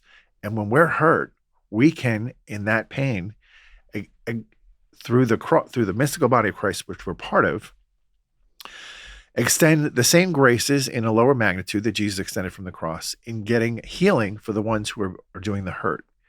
And in the process, we are also healed. It's so profound. So when Jesus says, forgive them for they know not what they do, he's talking about, I guess, maybe the Jewish leaders. All that of had him humanity. killed, all humanity. Okay, the Romans who nailed him to the cross, mocking him. So if the second person of the Trinity and the first person of the Trinity are completely aligned, is there a disagreement? That's not the right word. I don't know how to say it. Is there a disagreement on who gets saved? I mean, he's asking, Father, please forgive them, and the Father says, no, they're going to hell. Like, how does that work? Well, we are forgiven, right? The original sin is forgiven on the cross. Oh, okay. So he did forgive. There is this, heaven is open. Right. It never was before. But you've got to choose it. What does Augustine say? He brought you into this world without consulting you, but he's certainly not letting you out of the world without your consent. You have to choose it. And that's fair. I mean, if he made us go to heaven, it wouldn't be proving that we love him. Sure. It would be just everybody's going. Do you think like Jesus and Mary or the saints or whatever, like plead at our judgment, like for our salvation, and then the Father's like, nope, no, he doesn't make the cut? I do think Mary for sure. Jesus is actually doing the judging. Yeah, he's the judge. That's kind of was like, forgive them. It's like, but he's the judge. I've always been kind of confused about that. No, because here's the difference. There's in this life, he's always merciful. Even a chastisement right now over the world would be mercy, because it would bring people back to him. It's always the case. The chastisement wakes people up to the reality of their sin, and they go back. So when it comes, and I'm saying it's coming, not a question of if, but when, realize this is an act of love and mercy to get people to come back to God. But he said, at the end of life, when you breathe your last, now I have to judge you on what you've done. Yeah. And how much you've followed me. But I've given you a warning. I've given you ample warning. I created you out of love. I sustained you in love. I gave you a guardian angel. I gave you my own mother from the cross. I gave you my spirit. I sent it down for you. I feed you with my body and blood. I've given you everything. And if you still choose to go against me, then you're choosing hell, not me. If you didn't want to be with me in this life, how could you possibly think you'd want to be with me in the next? It's fair, right? Yeah. Yeah. You mentioned guardian angels as something I didn't want to talk to you about. You didn't want to? What's that? You did or you didn't? I did. Oh, you did? I did. Okay. Yeah. I wanted to talk to you about guardian angels. Sure. Because you even said when you pray, you pray the chaplet of St. Michael. Yes. There's a lot to say about them, but in terms of your experience with spiritual warfare and whatnot, what's the role of guardian angels? What have you experienced? Have they shown, like, quote unquote, shown up at exorcisms? I don't even really know what that always means, but talk a bit about angels, particularly guardian angels. Well, they, of course, they are showing up because they're with us our whole life. So they're there. They're there. Whether we can see their presence or what they're doing or not, they're there. Their primary goal is to get us to heaven. And they are first obedient to God and his wishes. Secondly, to their human they're assigned to. So you can ask for a lot of help with a lot of different things, but if it's going to go against the ultimate plan of getting you to heaven, they're not going to do it. Okay. So, I really want to date this girl, but she won't pay attention to me. Can you go get her to like me? Well, ultimately that's not going to be a healthy marriage for you. And it's going to bring you down into a life of debauchery. I'm probably not going to help you there. Yeah. Right. Pretty basic. Fair or enough. I want to win the lotto. I promise I'll build you a church. Yeah. But I'll also build myself 10 churches. Not going to get that lotto ticket. Right. So Right. it's pretty basic, practical understanding. They're working for God in their assignment as a steward over you to get you to heaven. And that's what so if you ask for help with being holy, I'm having trouble overcoming this sin area. Can you help me here? I shoot my mouth off way too much than I should. Can you alert me before I'm about to say something stupid? They can do that. They can, just give you a little a nudge, like, don't say that. But I think the more you engage them, the more they help. Yeah. Not that there's any, formula. If I, do this, this, and this, they're going to get me this, this, and this. No, but I think if God's giving you a gift, it's good to, one, acknowledge it, and two, thank him for it. Yeah. And they are a gift. I didn't know where to ask this, but it's pretty clear to me that people do things to open themselves up to demonic activity, just like they can open themselves up to guardian angels participating. We're in the driver's seat with a lot of this, and we do dumb things, and you can play with fire and get burned. So how then does a child get possessed?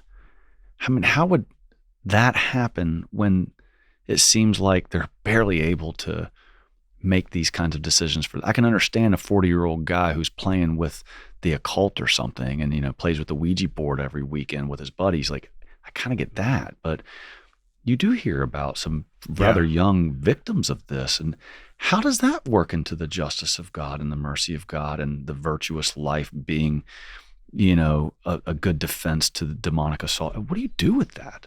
Yeah, well, it goes back to our original discussion about fatherhood. So the father, and even the mother, but the father has tremendous authority over the family.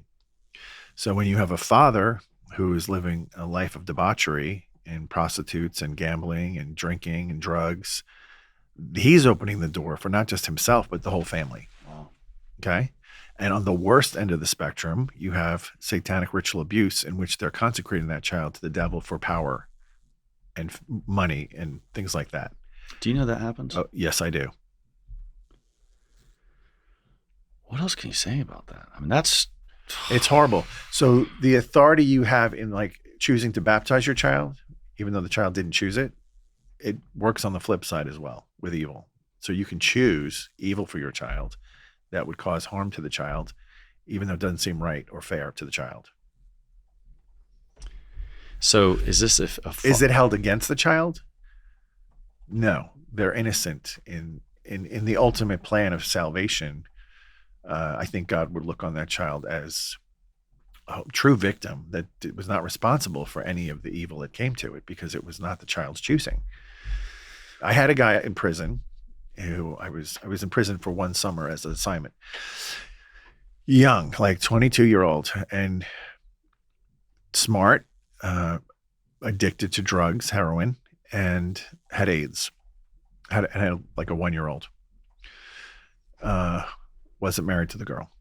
And he was still getting drugs in prison, which I found fascinating that even in prison you can get drugs. But he was.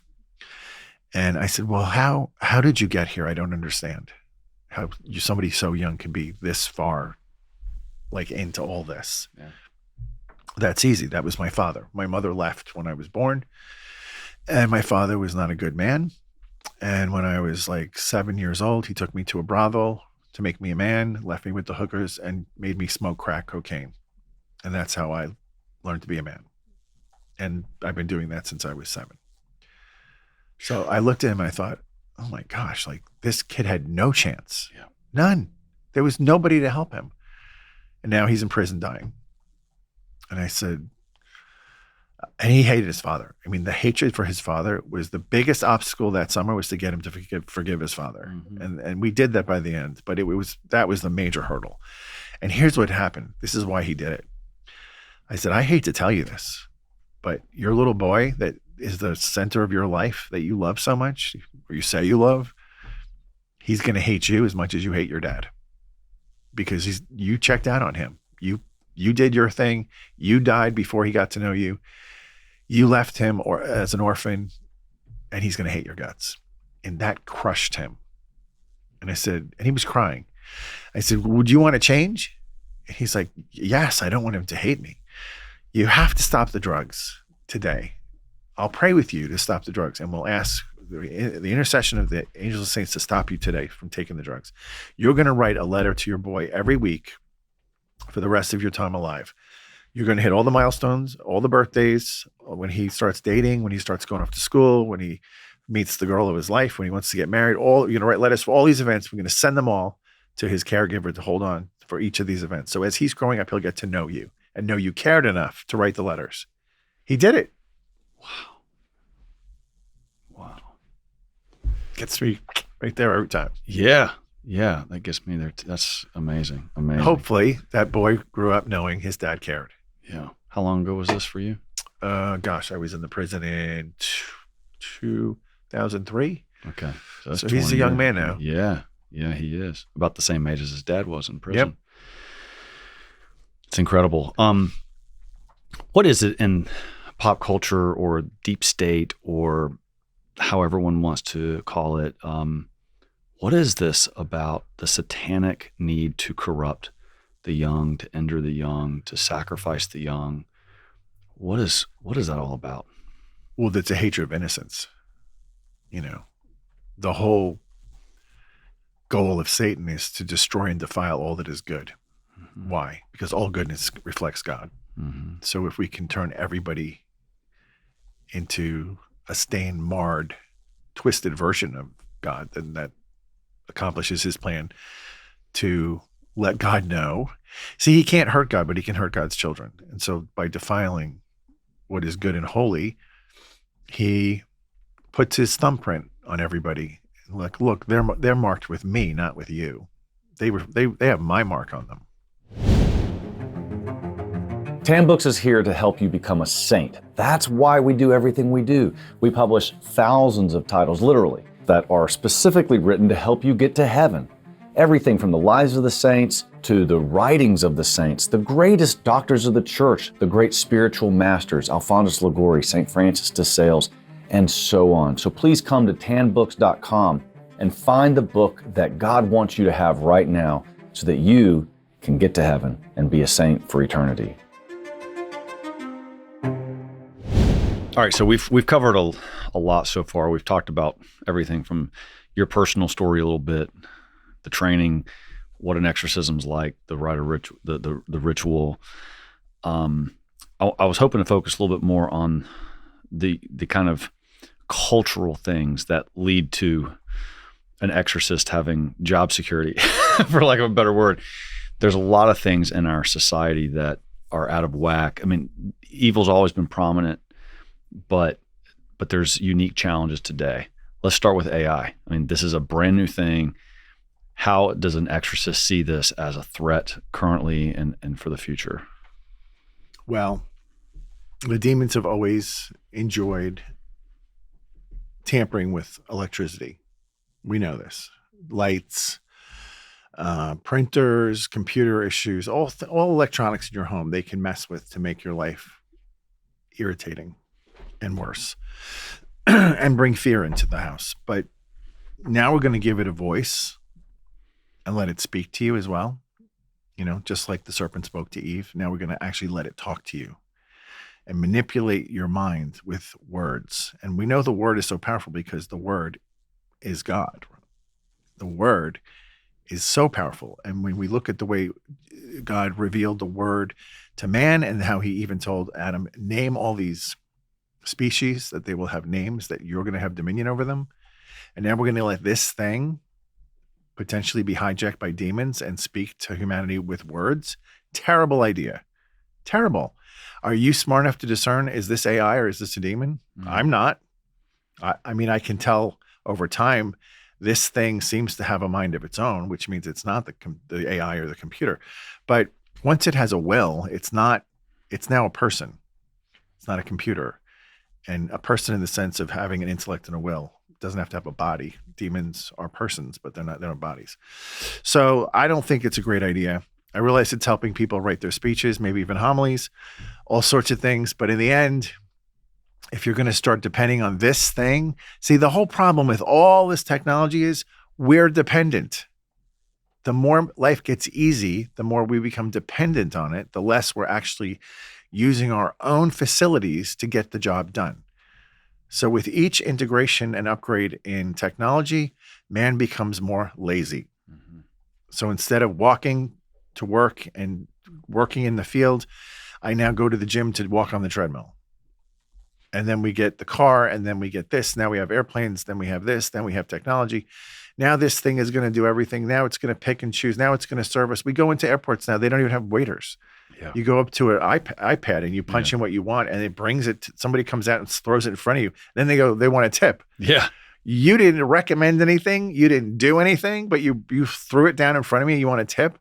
It's incredibly dehumanizing, and the more we dehumanize, the more Satan wins, because God became man to set us free. So the dignity of the person is, as a human being, is so high that when we look at the throne of God now, a person with a human body is sitting there. I don't think people grasp this enough. When the Word left heaven, the second person of the Trinity left heaven and said, okay, Dad, I'm going on mission. I'm going to go rescue the world. I'll be back.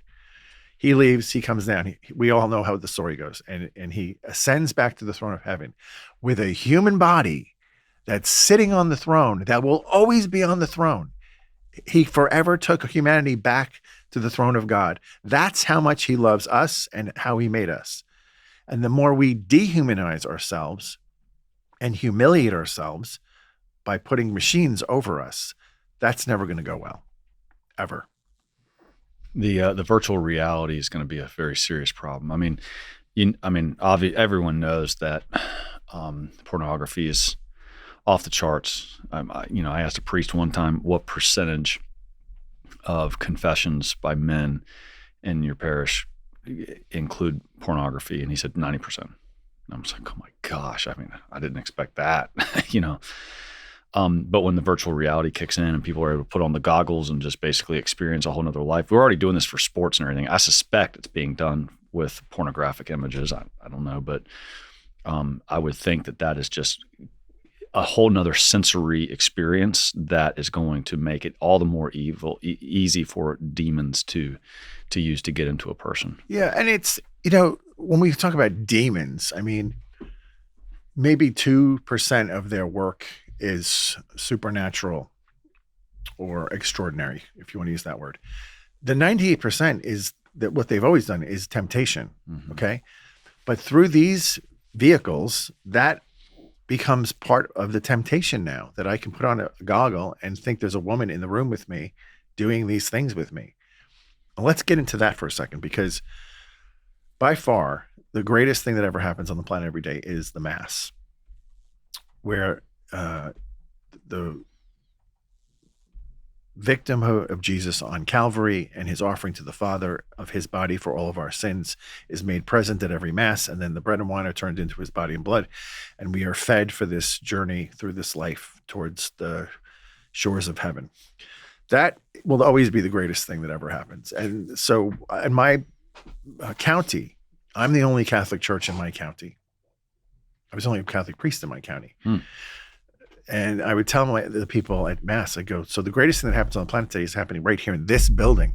This building is more important than the hospital, than the police station, the fire station, the county courthouse. This building is the only building where God will come down and make present Calvary and then offer himself to us, the living body of Jesus Christ, present in his flesh. Don't ever forget that. And that's why everybody should be there every day. Before everything else, go to Mass. There's nothing greater, right? But I would argue that second to that would be when a husband and wife come together in the marital embrace, which is what we would call sexual intercourse. Why? Because this is the only way that man participates in creation. Mm-hmm. The only way. I can take a tree and turn it into a table, but I cannot create. Mm-hmm. I can transform. Creation is different, and only God creates, and he's allowed man to participate with him in that, in creating a person. So the person is important, somebody that has an intellect and a will, that can think and choose to love. And that person will be alive for eternity in one of two places. The angels can't do that. And so the envy of Satan and his minions is the fact that man can do this. And God has privileged man with such a high, elevated act that actually participates in creating a human person, which is in God's image and likeness. And because of that, this is why the devil has made it his major mission in life to defile and destroy the act of making love and bringing forth life into something that is dark and sinful and twisted and selfish and really a bondage for a lot of men, as you just mentioned, that they are stuck in cycles of masturbation and pornography, and worse. You can get into all sorts of weird manifestations of where they can take the sexual act into places that are so dark and disgusting, because it's so holy is why that is done. And I wish people would know that. I wish that would be part of the marriage training in the Catholic Church, that they would go into that. And that is a tactic of the enemy. It's not just random. It is targeted against that act because it's so holy when it's done the right way. What about in your line of work, have you encountered actual Satanists or people that participate not just in like a sinful lifestyle, but they've turned it into something very intentional and targeted to witches, witchcraft, Satanism, the occult? I'm not sure what all the differences are, what the difference is in occult and Satanism. Somebody who's a Satanist who is pledging their allegiance to Satan, that's a whole different class on its own, right? And we just had one recently, just weeks ago, where the Catholic Church canonized a Satanist as a Catholic saint of the church, Bartolo Longo. Got to look him up. Wow. So imagine this. This guy is a full-blown Satanist that is practicing the highest rituals of the satanic rite, doing all sorts of horrible things. Which is probably includes a black mass, right? All of it, yeah. Yeah, desecrate all of it. Which, by the way, doesn't that tell something to like leftists or whoever is like Satanists want the Eucharist to defile? Like they want they don't steal Eucharist from the Baptist church. Yeah. They're only stealing from the Catholic Church. Right. And this guy, they turn on you always. So eventually he got into a pickle and realized I'm now stuck and these things are attacking me. He finds a good Dominican priest who happened to be an exorcist and worked with him for 3 weeks in order to make a good confession. And then when he's absolved of the sins and turns away from that lifestyle and repents of it and renounces it, also very important, renounce it, he's plagued by thoughts. So you could call it like an obsession, a demonic obsession that he's going to hell. And he couldn't shake it. I feel like I've done too much. I'm going to hell, which is not healthy either, because you have to believe God is more powerful. Right. But they keep plaguing him. So eventually he hears a homily from a priest on the rosary and the benefits of the rosary. And Our Lady's promise for those who propagate her rosary, she will protect and guide them back safely to the shores of heaven. And he says, well, that's it. I'm in. I'm going to do nothing for the rest of my life but propagate the rosary. I'm going to make rosaries. I'm going to give them out. I'm going to write books about the rosary. That's all I'm doing. And 3 weeks ago, he was canonized, a canonized saint in the Catholic Church. Incredible. So there's hope for everybody. I mean, I don't know how to say it. Like, have you met Satanists in your line of work? Have you met people who worship the devil? Do you know where? Abortion mills. They're there. I've heard about Not just working inside.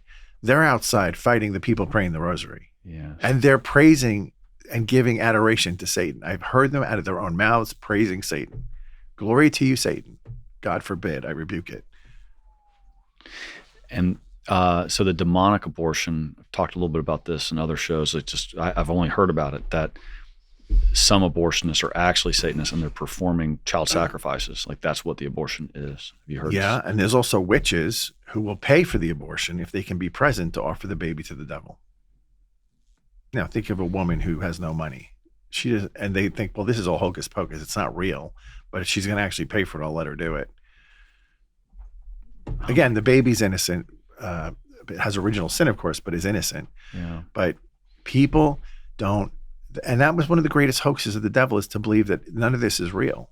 That was his game plan up to maybe 10, 20 years ago. Now, it seems like he doesn't care. The face mask is off, and he's happy letting everybody know he's alive and well. And that tells me we've entered a new time in history when he's no longer trying to hide. He's now very much out in front, leading Hollywood, Madison Avenue, social media, the ABC, NBC, all the networks, all the money, the big money. You go to the money centers of the world where all the big money is, he's reigning over it.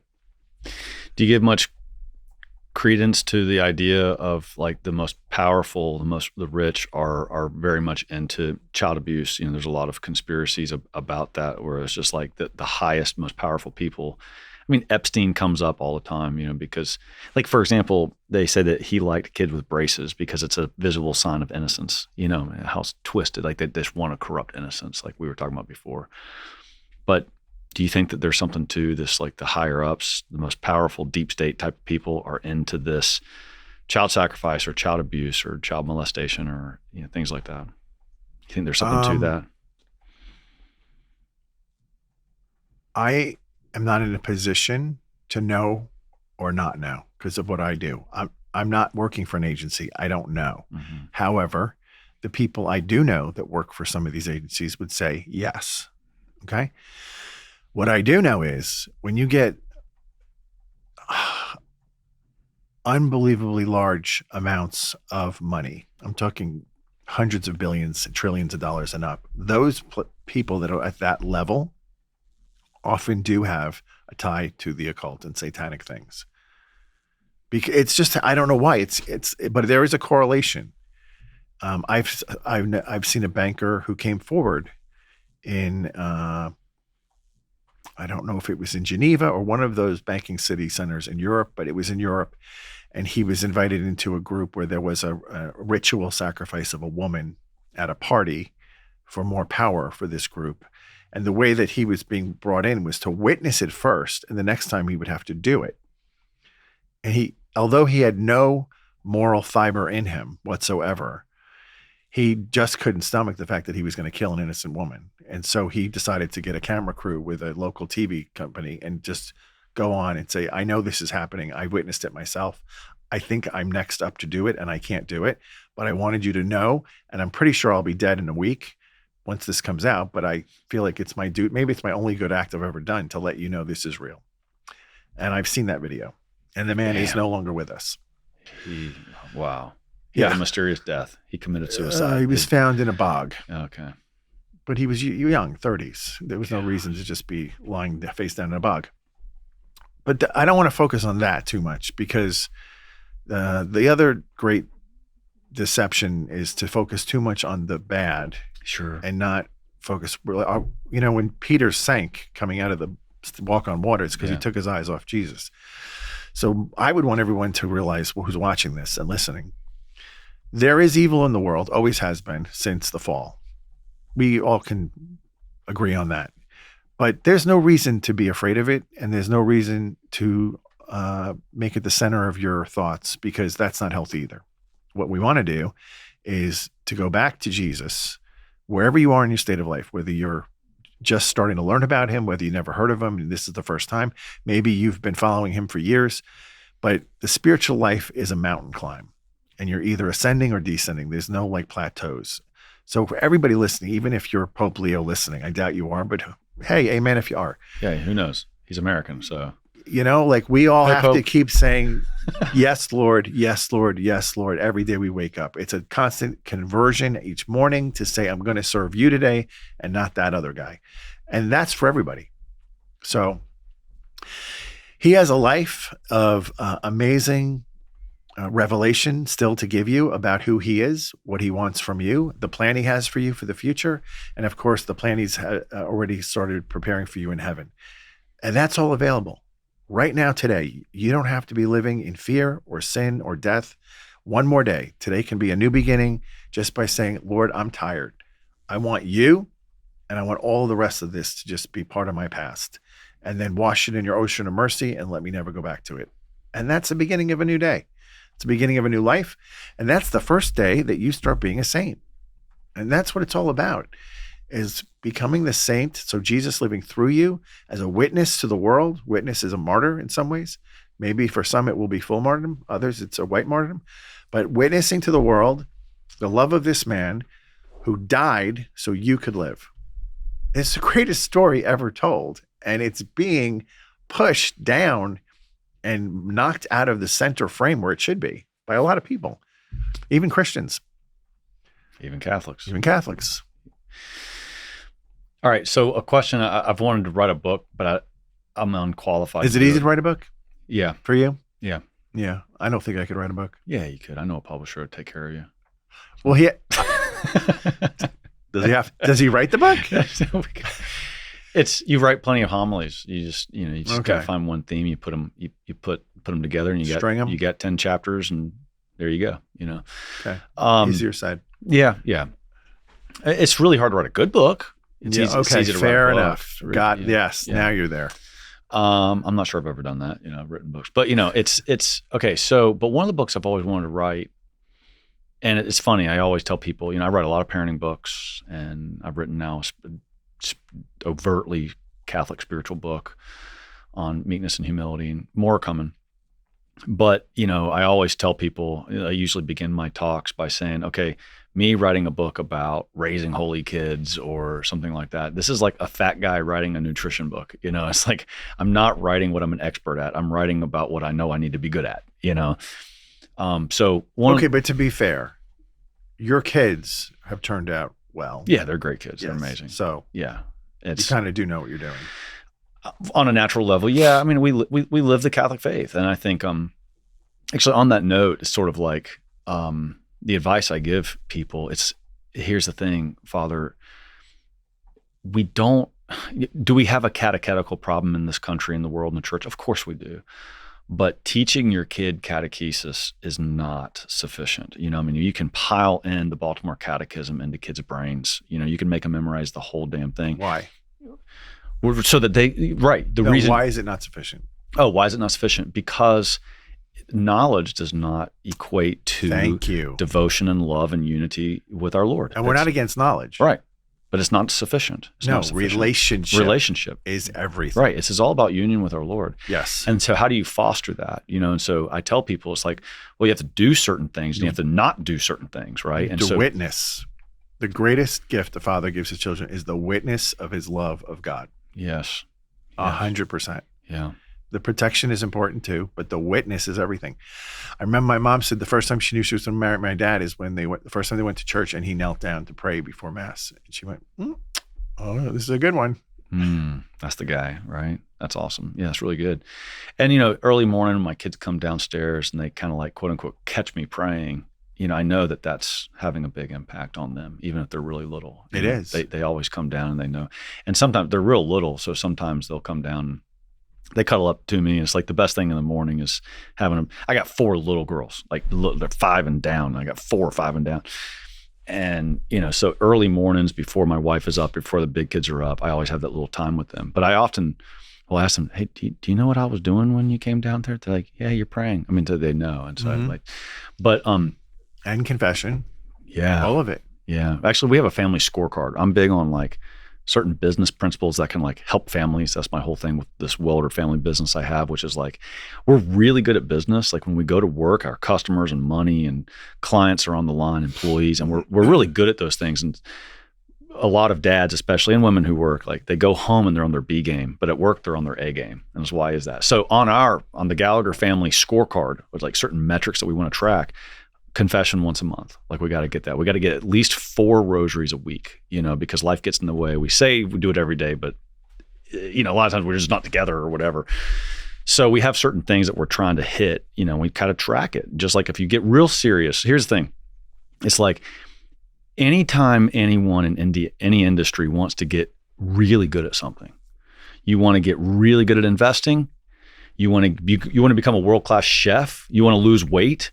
You start tracking certain things with precision. Yeah. Like that's what makes people like metrics, right? And you worked on Wall Street, which we haven't even gotten into, but I mean, like if you're going to be great at something, you get real precise, And so my question is look, do you want to be great at this family thing? Do you want to be great at this spiritual thing? So like, what do you want to track? And you can't like turn into a science project, it's not that. But what do you want to track in your own spiritual life, in your own marriage, in your own parenting?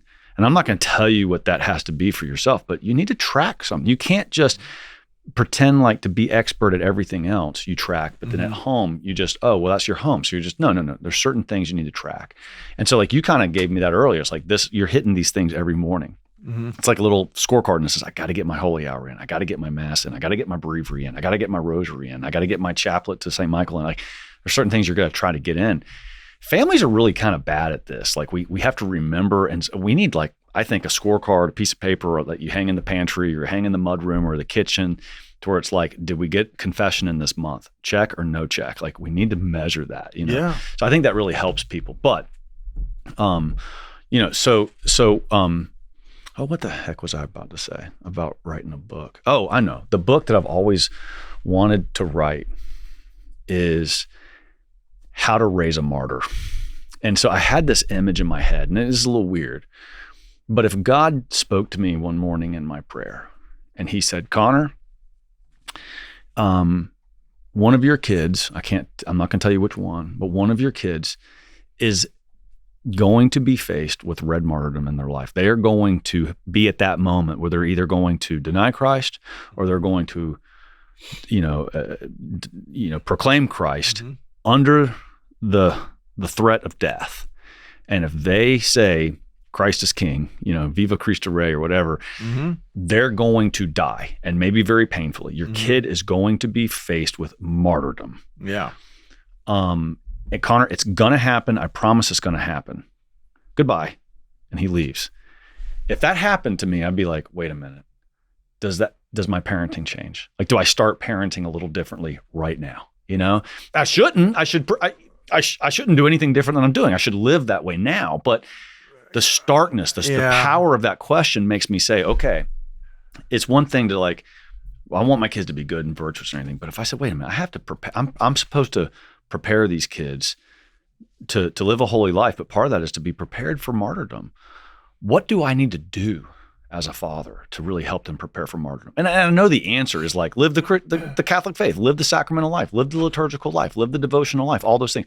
Teach them mortification, make them live out Advent as a penitential season, make them live Lent as a penitential season, all these things that we know, but with a little bit more of intentionality, it kind of sharpens the mind. It's like, man, I got to prepare this kid. It's like, if you knew your 17-year-old son was going to go to battle and have to have trench warfare in World War I, like you wanted to be tough. You got to get them prepared. Yes. So I've always kind of thought that. So how would you give advice to somebody, say, raise your kid for martyrdom? What do you tell mom and dad to kind of do for that? Well, for one, they have to know what it is, which I don't think a lot of Christian kids growing up know what martyrdom is. I mean, if they go to my church, they do, because I only wear green on Sundays in ordinary time. Every single day of the week during ordinary time will be a votive mass, either for the saint that's memorial is that day, or for a saint that you can option out for that day, or for the blood of Jesus, for the holy angels, for the Holy Spirit, all of them. So the green just comes up on Sunday. But when you were talking about it, I was thinking, Mama Maccabee. Oh yeah, Mama Maccabee. Not 1, 7. I've never heard her Mama Maccabee. Mama Maccabee. Well, I don't know her real name. I like that. The little baby is about to go up to the cutting board for him to be had his head blopped off or whatever they were doing to them. Yeah. And they give her a moment to advise him to, eat the pork. Yeah. That's all. So she goes into her native language, Hebrew. You better not disgrace this family. Mm-hmm. You die like a good Jew. It's so strong. It's the truth. Yeah. And they do with all of them. How did they do that? Because one, they respected their parents. Yeah. And two, they respected the tradition of the church. Those are the two pillars. If your children love you and respect you, they will listen to you. Every when I was a high school kid, getting in the car driving away, every time my dad would say, "Remember who you represent." And the answer was your family and your faith. Yeah. And then the church. Right. Exactly. Yeah. And there's even a quote from Judas Maccabees where he's like, we will rather die than go against God or our country. Mm. I mean, that's how they lived. Yes. So if you live it, when it's time to do it, you do it. Right. I've told you about Medjugorje, but right outside Medjugorje, there's a parish where they had 30 Franciscans martyred back in the 40s. I've heard about this. Yeah. Yes. What's that? Szeroki Brejsig. They were Franciscans teaching at the school and lively parish. And one day the communists walked in and said, God is dead. This is over. Take off your habits and go get jobs. There was no threat of death yet. Just take off your habits and go get jobs. So, of course, The oldest friar steps up and he goes, "No, we're not going to do that." And then he took the Nazi, the communist, took a crucifix off the wall, threw it on the floor, and said, "Step on it or you die." So he knelt down and kissed it, and they shot him in the head. Mm-hmm. He was the oldest, and that was important because the father figure had to set the example for the rest of them. Yes. There were 18-year-olds there that day who had just entered as novitiate. They weren't priests. Every one of them knelt down and kissed the cross and were shot in the head. And then they took their bodies and dumped them in a well outside the church and doused them in gasoline and burned the bodies so there'd be no relics. There would be no memory of them. Then they destroyed all the sacramental records. There's no memory of your baptisms or your marriages or your confirmations. All of your past is erased. There is no God. You would think that would cripple a town. Yeah. No. They had so many vocations 20 years later, they had to export them all over Europe because so many men rose up to be priests because of that witness. And you know how they knew? How would you know about this if they were all killed? Right. One of the guards was a fallen away Catholic, and he was so amazed by their courage. Yeah. It said nobody would die unless this is real. Real. Yeah. And he became a Catholic again. Yeah. He had 2 kids. The boy became a priest and the girl became a nun. Unbelievable. Unbelievable. But the witness was there. And they lived it. You know, they were reformed. They had the grace because they were living the good life of being a devoted Catholic. We know it from the dialogue of the Carmelites. This happened all through World War II. Religious communities were martyred. They were beheaded, those Carmelites, on the guillotine. Yeah.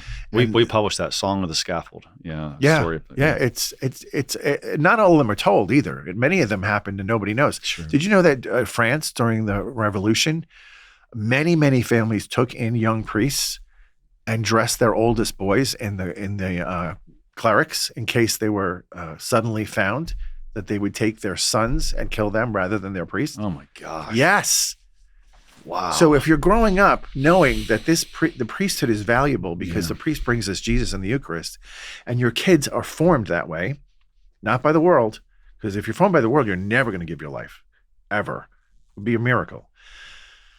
And then you start teaching them these stories about these men and women who've done this before us, all the great martyrs of the church, and they become heroes of the faith. And it's not feared. It's like there's a holy zeal that builds up in your children where they're like, I want to be a martyr. And it's like, okay, well, calm down because we're not done forming you. But, you know, if the day comes, we love God first. And your paradise is waiting. All right. So a story that was told here not too long ago, and I'm going to butcher it a little bit, but Kimberly Begg is an author of ours. But she was here talking about a couple of different saints. Joan of Arc, which is kind of an incredible story, but then also Saint Jose Luis Sanchez de Rio.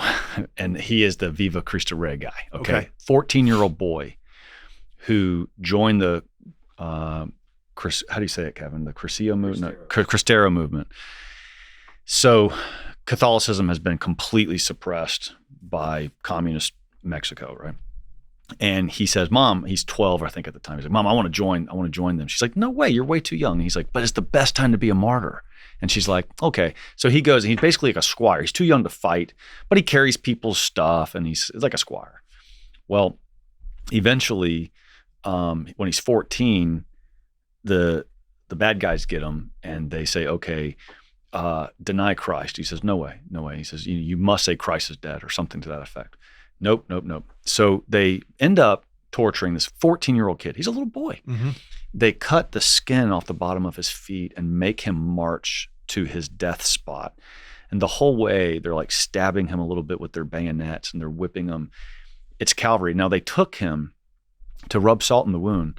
They took him back to his hometown, which was a little journey, and they're gonna make an example of him for the whole community. So his mother is there. And his mother walks this path of Calvary with him, walking side by side with him while he's being tortured, walking with no skin on the bottom of his feet, being stabbed, being whipped. And he's then made to dig his own grave. He's hit so hard in the mouth by the butt of his gun, by the butt of somebody's gun, that they break his jaw. They make him dig his own grave. His mother's standing there watching. and she's encouraging him, don't lose faith. You're going to be in heaven soon. You're going to be in heaven soon.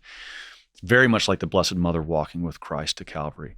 And then they shoot him and he dies and he goes into his own grave. And then she digs him up the next day and they go and give him a proper burial. And now he's a saint. But again, talking about like that, the parent who is like encouraging the child, to do, it's like Mama Maccabee, Yeah. it's an amazing story. And this little kid saw martyrdom as like the ultimate lifestyle. Yeah. And then is able somehow to endure this torture. And the mother is along the way supporting him. And that's just only faith can explain something so sort of unnatural. It's supernatural. Yeah. It's not against nature, but it rises above nature. It becomes supernatural. I'm of the opinion that for those who are martyred, it's clear they're given a supernatural grace to do it. But I think they even have a grace where they don't experience the pain as it should be felt normally, because they're able to do things like, how could you possibly walk with How could you walk with no skin? I get a paper cut. Yeah. And I'm just like the biggest baby. Yeah. Imagine stripping all your skin off altogether. I mean, it's unconscionable, but All right. yet they do it. All right. So no, I don't want to go back in and like dwell on exorcisms, but on that note, it would seem to, I absolutely know that God does not necessarily give you the grace to handle something until the exact moment you need it. Like you don't have it 10 minutes before, you have it at the exact moment you need it. There must be situations where you're going into some bad situation. Maybe you're out of sorts. Maybe you're not on your A game, even though you went to confession, you said your prayers, but Dan is not on his A game. But all of a sudden, boom, you feel the grace kick in and you can do exactly what you need to do. Is that fair? Yeah. Yeah. Mm-hmm. I would think that you have tsunamis of grace because of the line of work you're in, Yeah, but not just an exorcism. I mean, it's just as a priest. It's just I'm just continually overwhelmed on a daily basis by the kindness of God extending his hand to me every single day. It's just overwhelming sometimes. Like we annoy people all the time. And then, somebody who's dying, there was a person who was about 40 years old, so not old, and they were dying of an incurable disease. And I said, yeah, well, of course I'll anoint you. We have to anoint you. And like a month later comes back and says, no disease, gone. What?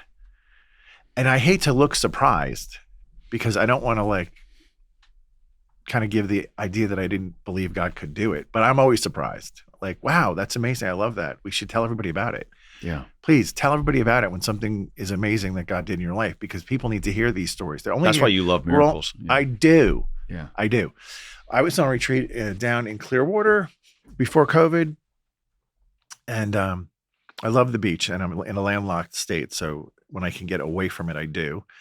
And here I'm at this retreat house right on the water, private. So it's, there's no tourists or anything. And I'd go down to the water every day from my hermitage, and there's all these birds, like 20, 30 different variety of birds, from pelicans down to little sandpipers and all in between. And they're all getting along. There's no pockets of discord between the birds. And it was kind of fascinating. So the last day I'm getting ready to go back to Nashville, and I went down to the water to say goodbye to the beach and the birds and everything, and just thank God for the retreat. And I'm walking back to my hermitage, and I have the thought just in that moment, like, wow, I didn't see any blue jays or cardinals this week. Maybe they don't live down here. Maybe it's too hot for them. Because where I grew up, they're everywhere. And as I'm having the thought, something comes up from behind me and smacks me in the head, like literally hits me with their wing. And it's a cardinal that lands on a branch like 6 feet in front of me, next to a blue jay, this close, like they're touching. And I know those birds are alphas. They don't get along and they don't hang out. And as I'm looking at this, I go, what are you doing? And I'll never forget what he said. He said, don't ever forget that I am so close to you that I can manifest what you're thinking before you complete the thought. Wow. It's the only thing I remember from the retreat. Yeah. And I've never forgotten it. And even those moments when you're like, God, I feel so alone today. Where are you? And then I'll remember like, oh yeah, he said, don't ever forget. Because just because we can't feel him doesn't mean he's not there. right? Yes. Now, are these things happening to you more frequently than to other people, or are you just recognizing it and it happens in everyone's life, but we just aren't aware of it because we're not paying attention? I think there's a tipping point once you believe after you've seen it, one thing happen and you go, wow, you're amazing. I love you. I'd love to see more of this. Because I think a lot of, okay, here's my theory on people. A third, you could pick up a mountain from here and move it over there. And a third of people would go, that's a miracle. And another third go, that mountain was always there. And a third of them go, I don't even know what you're talking about. And that's just humanity. But if you can get to the point where you see God move in a way that's so profound, and part of that is start reading about the miracles he does, go back to the scriptures, look at those first, then go to all the lives of the saints, and then say, Lord, I'd love to see miracles in this generation right now. I want to see them. And I'll tell people, I promise, as your witness, I will tell people when I see them. Well, now you're all in, and he's going to start showing you things. So the other thing is, this is huge, give him permission to work in your life. Very simple prayer you can say every single day. Lord, I give you permission today to use me in any way you desire. Just give me the grace to see your hand in action, and I will give you all the glory. And then sit back and watch. You will see things you've never expected to see, but then tell people about them. Tell people about them. Yes. I had, when I was in religious life, so I was also the chef or the cook for this community of 100, meals on the plate every night, 3 nights a week anyway. But also I had to food shop for all the dozen houses that we had. Some houses had 20 sisters in them, some had few. Then we had another dozen hermitages. So they'd all send their food lists in every week. I'd compile them and I'd go shopping for the food. And I'd distribute the food back to the houses. It's a lot of work. Yeah, because hermits typically don't leave their property. They're hermits. Oh. So we started the shopping in the first place at the food bank because we're religious and we have an tax exempt, so we are allowed to go shop for free food. So that's where we'd go. Take advantage of what God's giving you free. But if you've ever been to a food bank, it's whatever is there is there. So if it's pinto beans, I'm eating pinto beans today. It's not like you're going to find whatever you want. You're not like shopping. No. You're picking up what's there. It's just whatever was dropped off. So it's a hit and miss. And then for staples like eggs and milk and bread, if we didn't find any, then I'd go to the supermarket and buy it. All right. And my day to go to the food bank is Tuesday. So you have an assigned slot to go. I get a phone call from my superior, Father John Paul. He says, Brother Joshua, Brother David Francis Mary's really sick, and I know he loves black licorice. It would really cheer him up if he had some black licorice. Could you pick some up at the food bank if you see it? And I go, I don't think I've seen black licorice since I was 5 years old. I don't even know if they make it anymore, but if I see it, I'll pick it up. That Tuesday, they had bags of old-fashioned black licorice. Yeah, that's weird to have at a food bank. So I'm like, oh, this is amazing. I'll pick up some bags, take it back. I send them over to Brother David Francis Mary, get a phone call from Father John Paul. Brother David Francis cried when he got the licorice. Yeah. Not because he got the licorice, but because he knew God put it there for him. I was like, oh, that's so sweet. Yeah. So now the brothers are talking about this. And I get another phone call from another brother, another David Marie. He's Polish. Brother Joshua, I haven't had a pierogi since I've gotten to this community in Nebraska. If you see pierogies at the food bank, can you get some? I said, yes, but I've never seen a pierogi at the food bank, but we'll see. I go that following Tuesday, consecutive Tuesday, they had hundreds of bags of pierogies. Wow. We fed the whole community multiple days on pierogies. Pierogies coming out our ears. Okay, now the sisters are starting to hear about these stories because they were at the dinner with the pierogies. Now they can put in their request. I get a call from Sister Mary Christina, the head of the novitiate. Brother Joshua, Sister Antonina's feast day is coming up, Feast of St. Anthony, and she loves tulips. I go, yeah. Well, if you see tulips at the food bank, can you get them for her? And I said, Sister, it's a food bank. Not a flower bank. Yeah. But if I see them, of course. But I'm like, they're never going to be there. That week, the only time ever, before or since, I've ever seen potted tulips at the food bank. I bring them home. I send them over to her house. She's thrilled. Everybody's happy. And I'm like, I go down to my holy hour the next morning and I go, what are you doing? Do you know you're creating a monster here? These people are going to think whatever they want is just going to show up at the food bank. That's not going to work. It's going to be a problem. I'm telling you. And I'm speaking to the Eucharist, right? To Jesus. And I go, but since we're on the topic, I haven't had creme brulee since I left New York City. If you could get some creme brulee at that food bank, I'd be so happy. The next Tuesday, there were ceramic pots of creme brulee. Wow. And I took them back and we all had creme brulee. That was the last week that happened. But my point in telling that story is that none of those were necessities. Mm-hmm. Nobody was living or dying because of those. Nobody needed tulips or creme brulee for that matter. That was God in his overflowing, gratuitous love letting us know, I can do anything. Even this stuff that seems trivial, I can do it. And I will do it occasionally just to let you know that I'm on top of everything. The slightest thing in your life is important to me, not just the big things. And that's the God we love and serve. And if everybody knew that, everybody would be filling those churches every week, not because he provides that way, but because he's that involved. Like any good father, he knows every detail of what's going on and he wants to be there for you. This is such a bigger message than exorcism or the devil.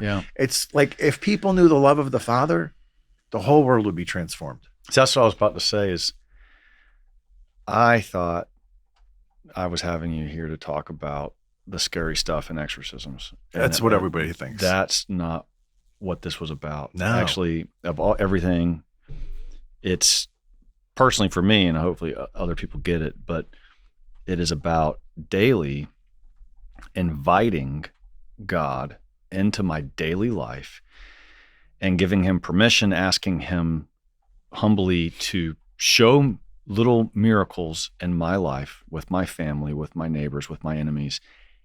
And I promise to give him the glory for it. Yes. And think about that in the natural side of life with human children.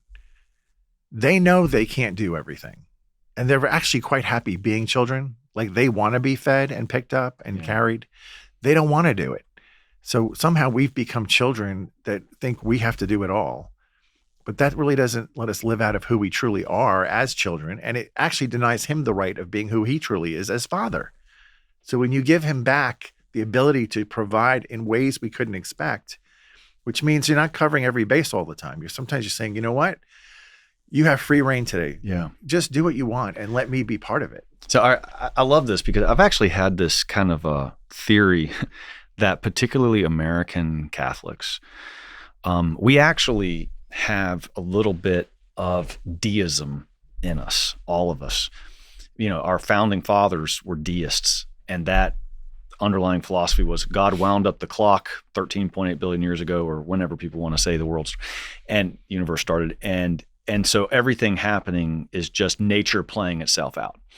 And very, very rarely, I think most Catholics would say, is that God intervenes and does something supernatural. But, you know, whether the light turns red or green, or whether we make our flight, or whether there's tulips, you know, at the food bank, or whatever it is, we have a tendency, an over-naturalized, rationalistic tendency, which I think is kind of steeped in the heresy of deism, to say, this is not a miracle, this is not God, it is only in the sense that he started the clock, he put nature into motion, and the dominoes are just falling down through the millennia, and you're just, you know, experiencing that. Don't give credit to God for that, other than the fact that he put everything into motion.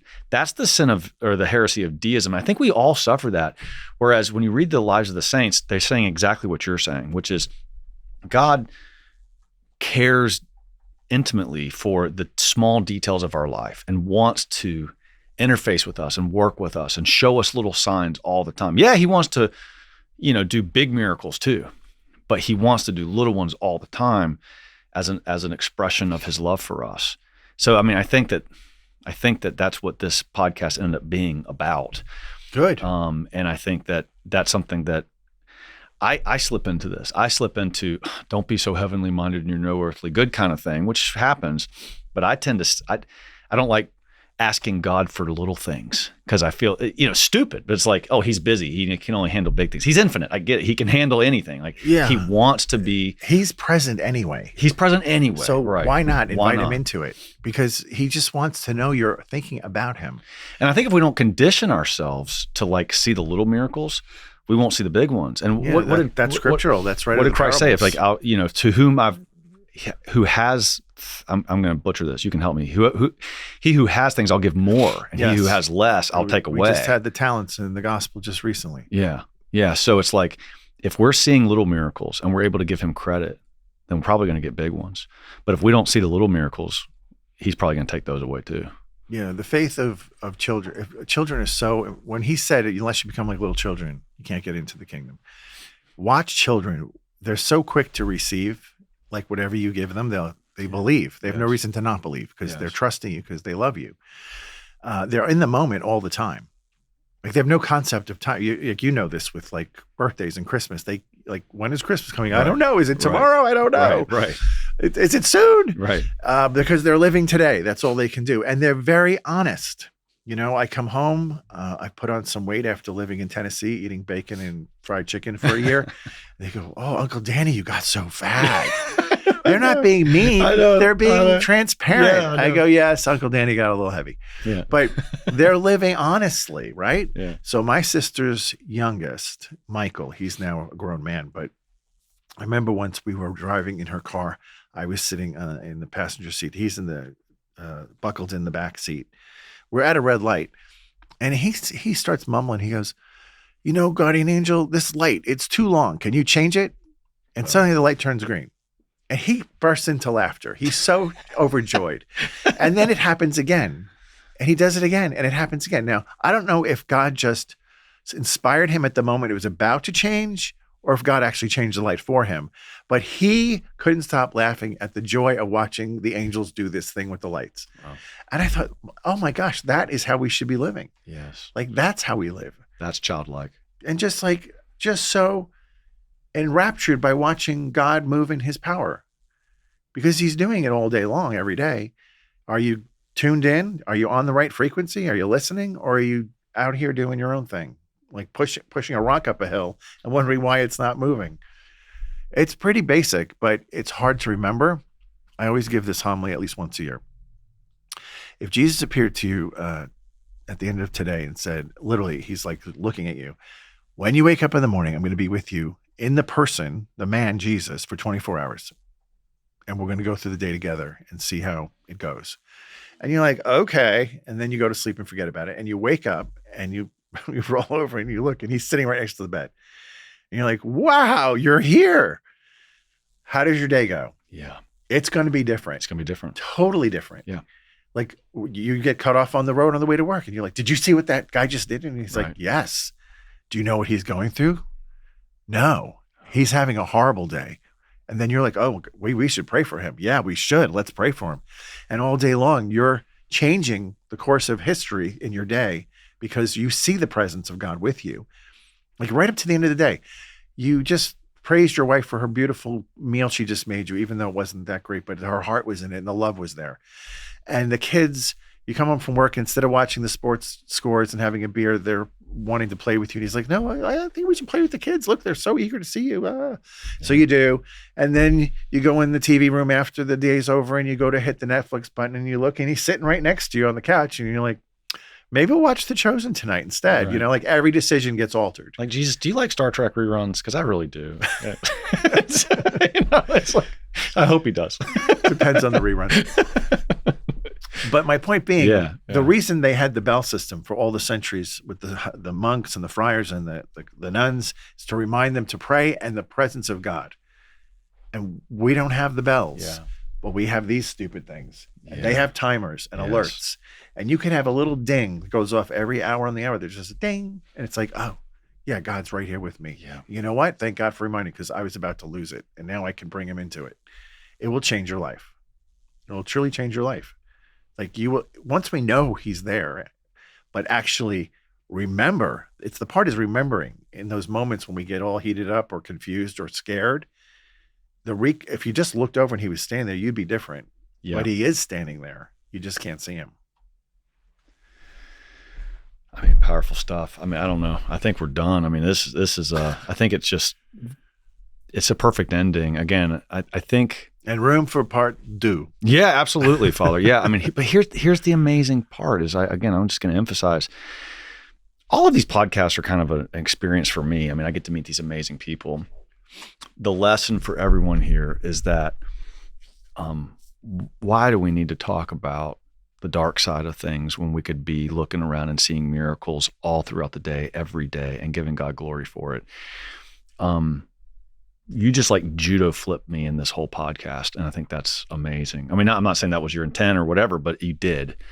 And well, to be honest, it is my intent, because I've said everything that needs to be said on him and his ways, and it's all out there. But I understand you have a different audience than this one and that one and that one. Yeah. But I just finished a special for EWTN documentary on exorcism, and I said to Lord, this is it for me. From now on, when I get invited to do these, I'll go do a segment, and then I'm going to flip it back to you. And he said, right on. Yeah. So that's what I do. And it's okay. Yeah, it's awesome. Because it may get more ratings than you thought, than if we just did the devil. Yeah. Yeah. Because he has his own ways of moving things, the Lord. And I'll put it out there. I bet you this will get more now than it would have the other way. Yeah. Just to get informed people. Why? Because we want to spread the good news. Well, isn't this why God allowed, say, Job to be tempted and to be hurt by the dark side, is so that eventually he could come back and give God the glory? I mean, huge glory. The Lord giveth and the Lord taketh away. Job didn't say the devil taketh away. He didn't say the devil. He said the Lord giveth, the Lord taketh away. Blessed be the name of the Lord. So, I mean, I think that's the only practical reason that I guess God allows us to see a little bit of the demonic forces or, things like that. Yeah, well, I'll tell you something about people who've been liberated from the devil. They go so hard in with God that they would have never been, I don't never say never, but they probably would have never reached that level of depth with the Lord had they not had that experience. Yeah. Which is, I can bring good out of anything, right? I work all things for the good for those who love me and serve me. So why would he allow someone to get into a state of horrible mess with the devil, only to bring out a greater, like Bartolo Longo, that he would then turn his life over to God and do great things in propagating the gospels through the rosary. You have to choose it. I mean, some people never choose it, and they just pitter out in a life of destitution with being overtaken by evil. But once they realize there's a free way to get out, there's a get out of jail free card with Jesus, and they choose it, then it can all be turned around. Patricia Sandoval, I just was with her at a conference. She used to be a big abortionist who's now one of the most pro-life people on the planet. Like, he took this is from Joseph, Genesis 50:20. What you have meant for evil, God has used for good to save many lives. Wow. Yes. That could be all of our mantra in life, because we've all had evil done to us. Yeah. Amen? Amen. Thank you, Father. God bless Pleasure. you. Thank you. Okay. It was good.